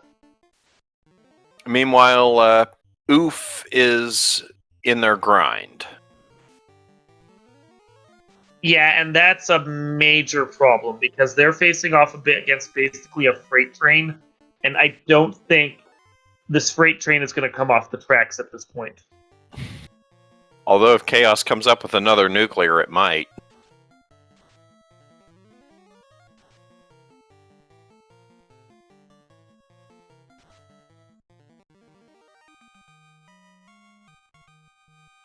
So they have about 4 grand or so of damage, I think, in on this Chaos right now. On the top side. Zap comes out. Zap does not take out the black belts. That's good. And there's Luffy. Luffy's done, and Shum is done. And Shum is done. So that is an official FFR bot time of 1 hour, 29 minutes, 10 seconds. The Nuke kids on the block have finished their side of the race. Our first team on stream to win. They are the winners of this game 1 of potentially 3. So GG's to them, and we'll see if we can get them in for an interview. Wow, and they finished basically simultaneously, too. Yeah. Which, that is just super deluxe.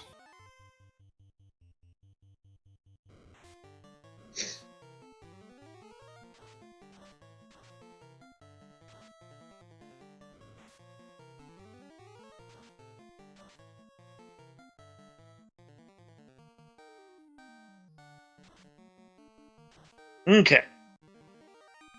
Got them marked as done, so they should get their invites soon, and then we'll be able to chat with them if they're coming in for an interview. Oh, there they are. Let's bring them on in.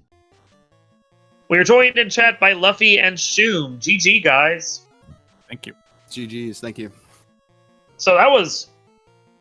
I'm sure we're going to have a number of questions for you, but the one that I want to talk about the most is that decision to basically go double black belt with only a single mage to back them. Where did that come from? Do you want to take it, or I'll... I mean, it was your idea. You could take it. It came from last night, actually. We had a nightmare of a seed, and we were kind of forced into that party, and we did the same thing, and it was like, oh, this works. So if we see it again, it's on the table, and we don't have to stress about it. And the blessing on the red mage made it viable to keep that, and then you said it a couple times. It's just a freight train, just plowing through everything. Mm-hmm.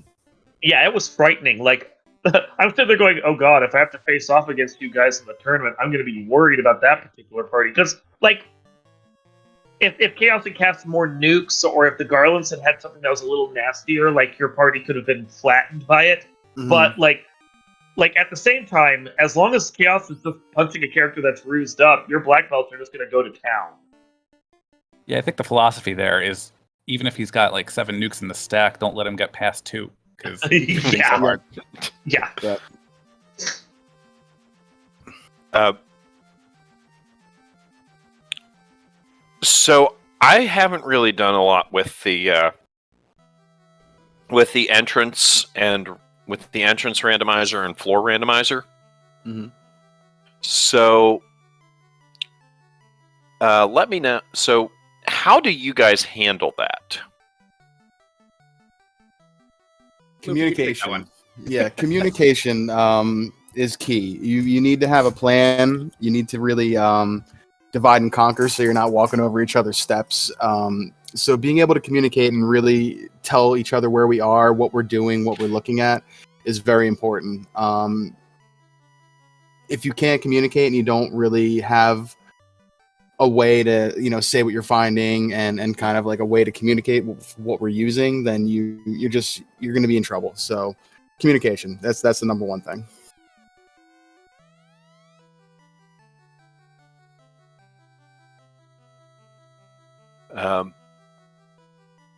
I'm truly impressed that you guys both finished it basically simultaneous.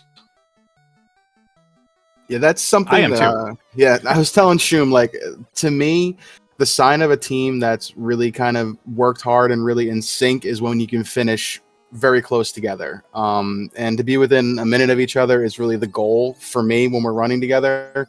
So when we can hit that, it's very nice to see. And to be within like 10 seconds of each other is just insane. Yeah, it's just, I mean, we've been putting in a lot of practice, and we're getting really good at asserting, like, I need this from you so I can go do that. Yeah. And that's big. Like, having him do Kraken for me opened me up to be able to, like, buy my spells, so that way we can, like, pace ourselves together a little bit more, instead of him just grinding up to 42 and then I'm trying to bust my way through the Kraken that just keeps knocking me down. It's, like, not worth it. So, yeah, if we take our turns on what we can do at a given time, then we both come out ahead. Yeah, Kraken 1 seemed to be doing Kraken 2 things. Yeah, he was a little on the gross side. So when we were talking about where Shoom was and he asked what my levels were, I would think I was right before 30, maybe 29 at that point. And I had a couple more levels than him, and he had some shopping to do. So I'm like, I'll tell you, go do your shopping. Let me go take Kraken, and then we'll just meet back on the Dragons when we're done. And it worked out pretty good.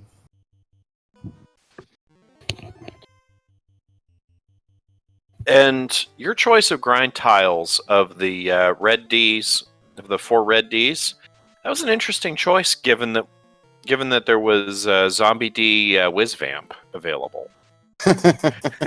This was a topic of contention for about 40 minutes. Yeah, it was. I just kept coming back to the fact that, like, there's only 2 to 4 red dragons versus 2 to 6 or 4 Whiz Vamps and Zombie Dragons that are just going to hit you so much harder than the Red Dragons will. And I feel like the XP was so similar that I would just feel better doing this because you can swing AoE, punch, and clear the field of 3 of them before they even get a chance to really do anything. So it just seemed like a quote-unquote safer grind and still pretty fast at the same time. And meanwhile, Chadbird is heading into Lich 2, and Hate is still on the grind. Hate's gotten level 40 on the grind. Just to let people know what's going on in the other from the other team. I do think it's interesting. Did either of you consider checking the Hall of Giants tiles? We did. We saw Mux and then ghosts of some kind. Yeah. Okay, I missed that then. I must have missed that. Yeah, there was really the Red Dragons and the Zombie D Whizvamp was the best that we found. And then we were having a debate, like watch like the 3-eye tile be on like Q block or something, which I don't think we ever went back to because we didn't need it. It was not. And seeing the same tile that Hate and Chadbird had picked, it makes sense that was probably the best thing that any of us found. Yeah, I will tell you, it was not on Q block. I know I would have looked. I didn't notice that you looked at Hall of Giants, and yes, that is one I would have checked. Mm-hmm. I did consider for a very brief moment doing those Manticores and Toph locked, but I don't know. The Red Dragons do sound better. Hey, nice katana. Vanilla katana? That's a vanilla katana. Oh, really? I didn't realize there were chests down there. Oh yeah, there's like 6 of them on that floor. Huh.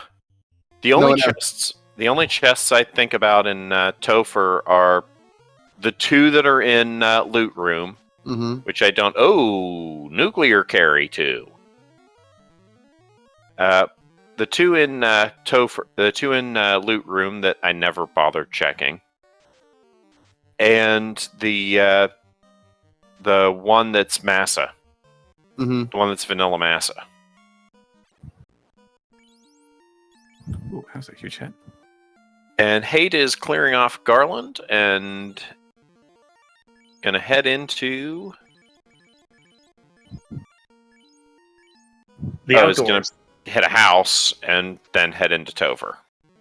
He's like, that was a tough fight. I'm gonna go camp. That was a big swing by that katana.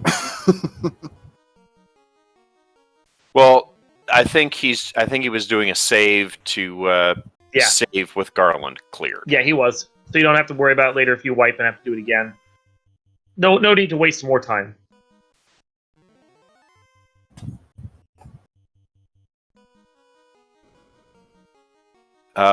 Congratulations to you two. Great race. Great run.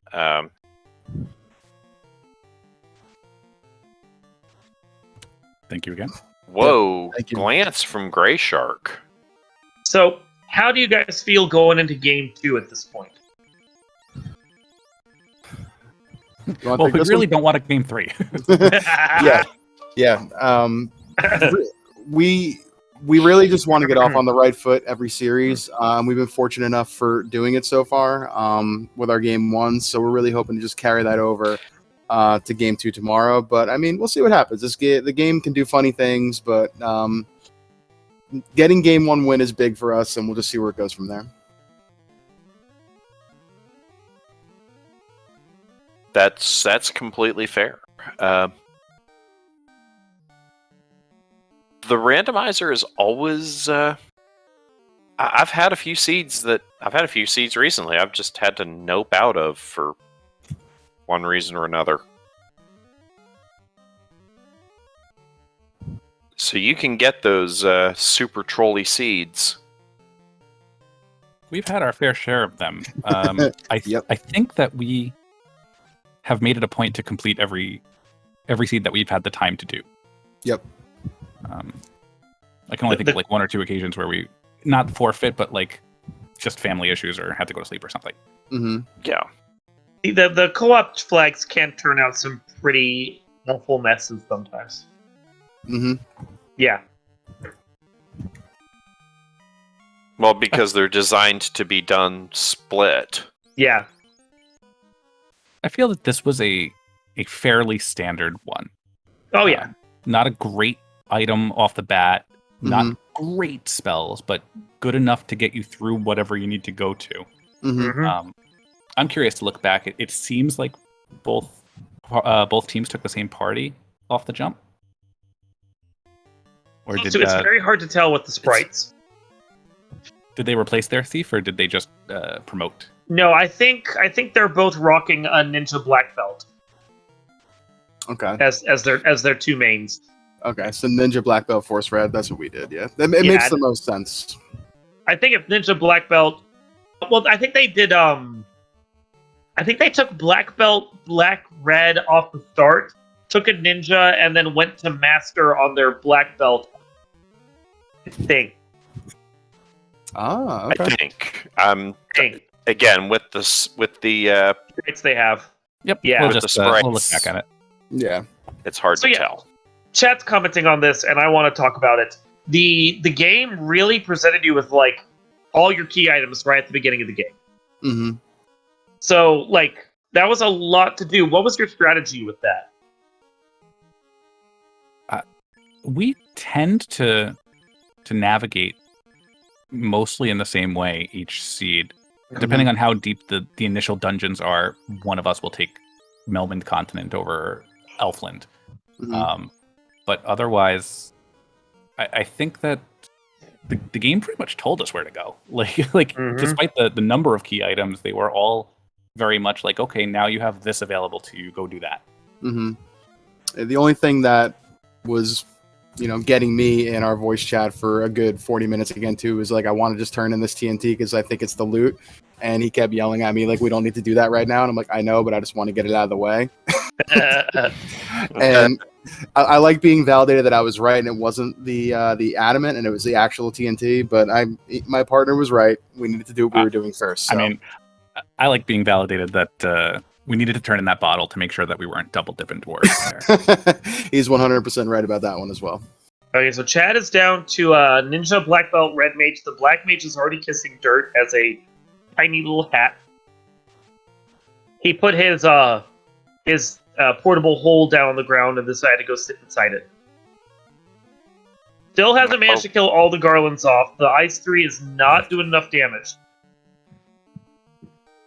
Those lightning 2s were so annoying. Mm-hmm.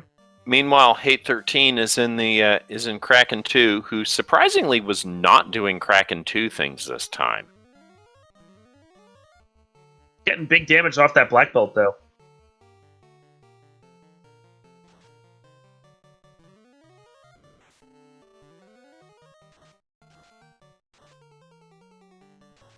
Taking a little time here and there to just figure out what they want to do next, which I can't really blame you for. When the other team's already finished, you're like, well, so long as I just get done now.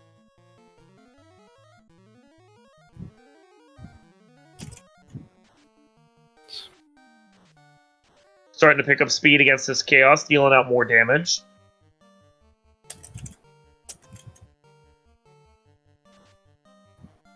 Getting big hits off the katana even. That's basically 1,500 damage in one round right there between the two melees. Stop is absolutely ineffective. Good to see. Nice thing about having a 45 melee basically is the good MDef. Yep. They're definitely close to 4,500 damage there at least at this point. And I mean, Chaos had a ton of health. Yeah, he rolled up. And that's And that. there's Chadbert. Chadbert is done, and now it's just 8 who's coming up to Tiamat. So yeah, for your double black belt party, this Temple of Fiends, you just basically rolled through it. Again, Yeah, that was the plan. Yeah. That's a scary effective party. It is. If you can get it online and get it working. Pretty contingent on a couple of things that we had to find along the way, but once we have those, I think it works out pretty well. Mm-hmm. I wonder how black belt, white mage, black mage would work. It would work. I don't think it would work as effectively, honestly. Mm-hmm. We consider it, right? It sounds like a safer option on paper, but it winds up being a reactively safer option as opposed to a proactively safer, or I don't know that it's safer option, but as opposed to a proactive option. Yeah. With the double shotgun punches of the black belts, and then having fast and temper learnable by the ninja, it just made the most sense in the world to keep both black casters around and just take the two howitzers to 42 and just try to blitz Topher like that. And it worked here. We'll see if that works in another game in the future, but it worked out tonight. Mm-hmm. And I don't think it's something that we go into it thinking like this is what we want to do. It's just This is what the seed dealt us. Let's take it. Right. I'm thinking in terms of normal play, because I'm not good enough for these flags. Okay, so we're coming in for our last, hopefully, chaos fight of the night. Garlands are, of course, bringing out their lightning 2s and just being annoying. Wall comes down the black belt. Lightning 3 comes out. Not going to probably kill any of the Garlands. They all rolled up. But we should know where our chaos is at now if you were paying attention. So we can start dealing in that damage at that point. Vayne, however, is doing some work. Slowly starting to kill off. Gets over half the Garlands. That's useful.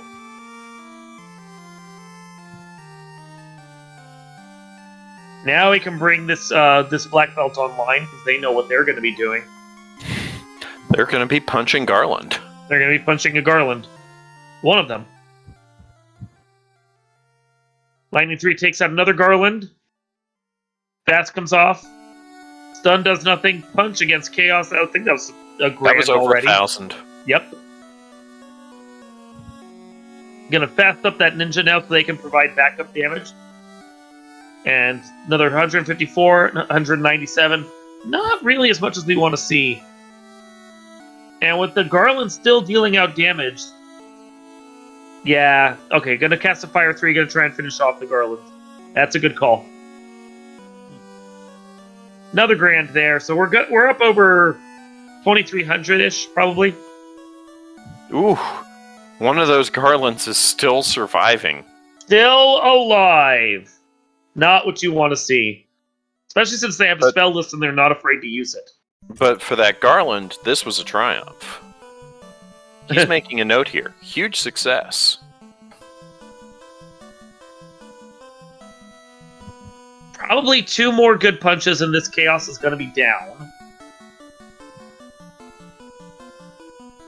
That is not a good punch. We need better punches than that.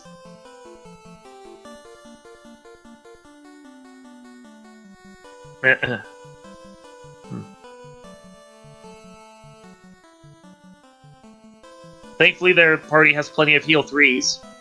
That was still not a very good punch. That's not a good punch, no. Thankfully, Zap doesn't do anything important.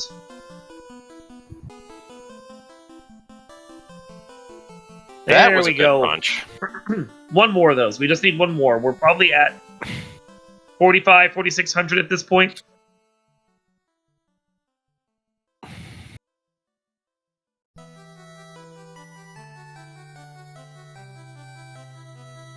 There's Chaos down. Now we just need to kill that one Garland. And yes, Garland is now our final boss. Well, Garland was always the final do it, boss. Garland. Do it. Do it, Oh. Wow, that was massive. That was... Wow. Ouch. And done. There we go. Dang. Alrighty. And with that, I think right before their timer stopped and the room was deleted from us, they had a 149 something from the FFR bot. So GG's to them, and they're starting to join us in the room. GG. Howdy, howdy. GG's, Chadbert and Hate. Thank you, guys, and GG's to Luffy and Choom. Good game, Yeah. guys. Once Thank you guys finished, I initially was planning on going to 32 on the grind. Then you guys finished, and I'm like, you know what? I'm just gonna go full anger grind, and I'm just gonna go in there and murder everything. It's a good Well, plan. you definitely got that garland. Hmm. Oh yeah, yeah, 500. It was dead. yeah. Well, and that also was a little bit of an experiment because that garland was still alive. And like, all right, let's see what happens if you kill chaos and there's still that garland around. Uh-huh. And now we know. Yeah, I actually done a tad bit early because he said got chaos. I'm like, yes, done. And he's like, I got to feed a garland. I'm like, oh, oops. And just 20 minutes into this, whatever.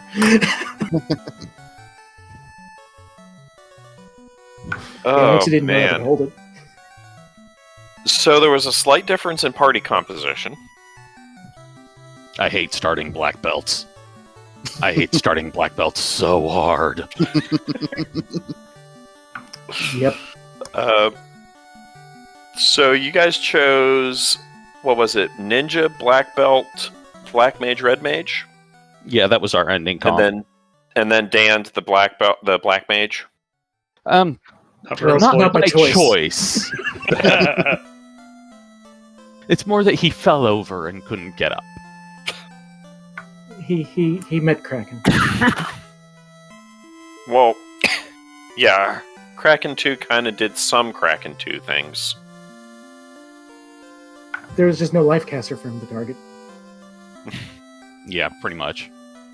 I think the life cast was over at Kraken. Yeah. Yeah. Stupid starting black belt. Learn to run better. Yeah, it's funny, dude. I was talking to my wife before the match tonight about how I like black belts. I love them. I love to use them. I love to grind them. They punch. I like it, but I don't like them in these flags to start. And of course, that's what we got. Which we were laughing about that when we saw the forced black belt. So it's funny. Mostly because the first seed that we saw was way better on on the blessings. Oh my god, it was so good, right? So good. Oh. I might just Yeah. run that one anyways, just because. Yeah, that one's going to be probably a practice seed or a for fun seed. Yeah, we're gonna think that for sure. That was good. That looks really good. Yeah. So tell me, what was that? What was the Force Red Mage? Black belts had a plus 20 hit percent. Fighters could swing katanas. It was all it was great. Yeah, red mage had plus 40 strength. I think the black mage had plus 15 vitality. It was just really tasty stuff across the board. Yep. And then we end up with this one where it's okay. Well, white mage gets a black shirt, black mage gets a defense sword, and black belt gets thief swords. And I honestly don't even know what those blessings were. Just sort of ignored it. I mean, the black belt getting the thief weapon, I thought might have been nice early on if we found like a coral +1 or something decent. But I mean, at the end of the day, it was just kind of like meh. I saw one of the players got the wear sword and tried to put on the black belt. But they discovered that's the one sword the thief can't use. Yeah, that was me. That was also me. I think I'm like, oh, wear sword. Does that work? I don't think it does, but let me try it. Oh no. I can't remember if I checked that one or not. I think I did as well. Yeah. I don't know. Yeah, you learn things as you go.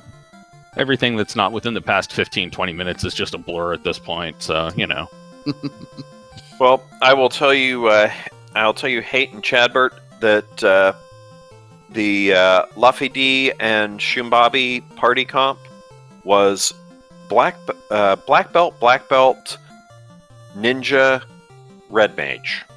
Nah, you guys went full on murder party, eh? Yeah.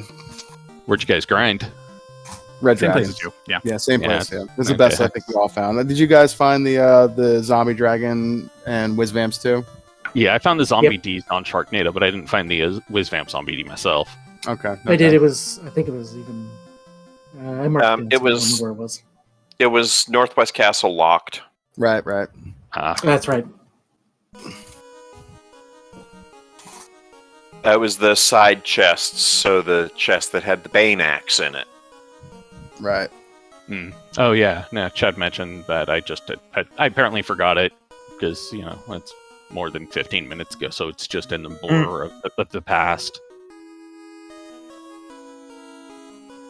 So did Joe find?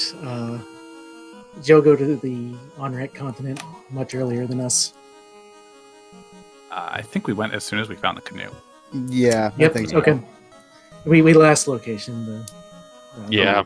I was Yeah. thinking, maybe I should go hit up the canoe, and then Chad pulled out the floater, and it's like, all right, nope, we'll do that next.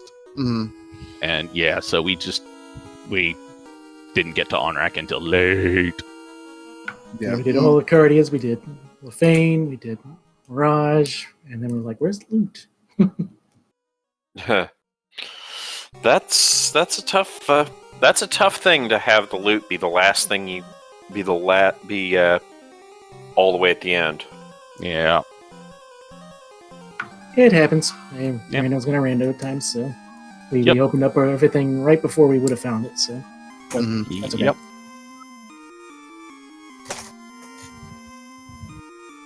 Stupid level 8 warp. So your next match is tomorrow night, Yeah. right? Yes. Yep.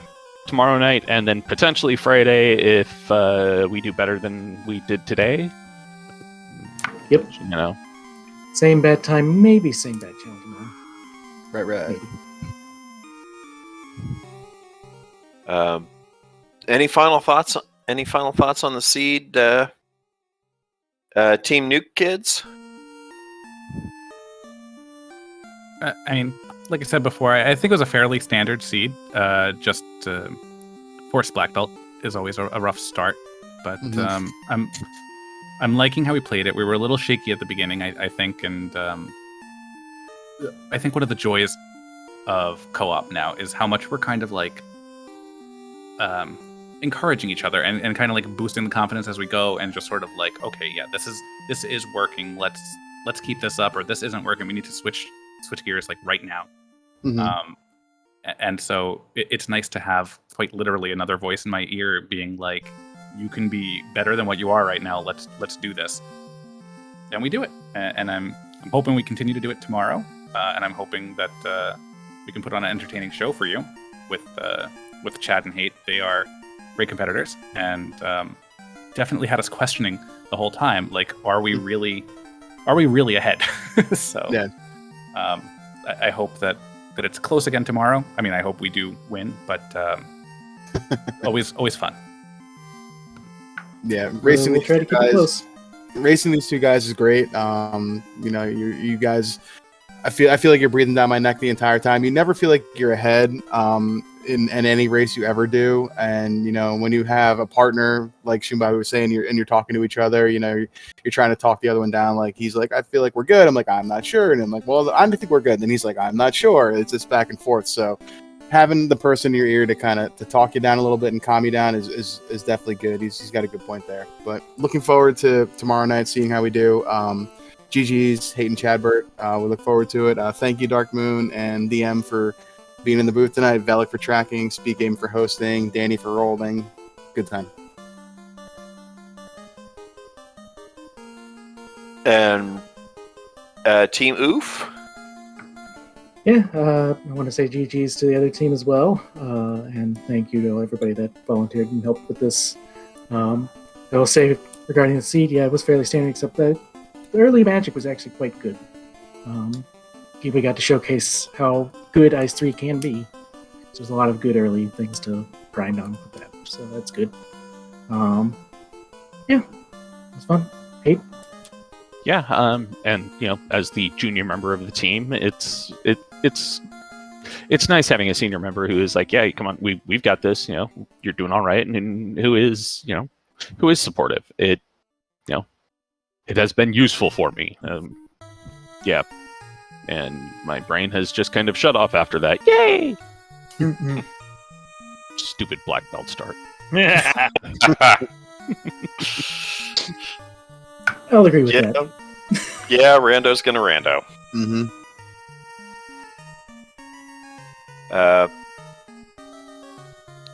So partner Dark Moon. Yo. Any final thoughts from you? Sure. So yeah, this was the round 2. This is the first match of round 2 here for the co-op tournament. Gonna be going for another couple weeks here after this. Make sure you tune in all across the board here and across the various other channels that Final Fantasy Randomizer does broadcast with. If you like what you saw here and want to see more come to FinalFantasyRandomizer.com. We have links to the Discord, the development Discord there, as well as the randomizer itself. Come and be a part of Final Fantasy Randomizer. We want to see you in the community. And with that, I will pass it back to DM and let him take us home. Well, I want to thank everyone for coming and watching. Definitely thanks to our tracker, Velik, my broadcast partner, Dark Moon, Yo. and especially our two teams, Team Oof, Hate, and Chadbert, and Team Nuke Kids on the Block, Shumbabi and Luffy. It's what Dark Moon said about the community is correct. Mm-hmm. They are very welcoming. They're a great community. We do what they call duckling derbies for new players. They do those every couple of months. They start a new series of new player races. It's very good for people that are just getting into randomizers in general. This is a great game to have as a randomizer. This is a great game to be your first randomizer. It's true. I mean, on that front, that is very true, because the randomizer can be cranked down and made pretty easy to get through, like not too complex, not too difficult, and then there's a robust number of features on this randomizer. It's crazy the number of features that our devs have put in, especially in like the last couple years of our existence.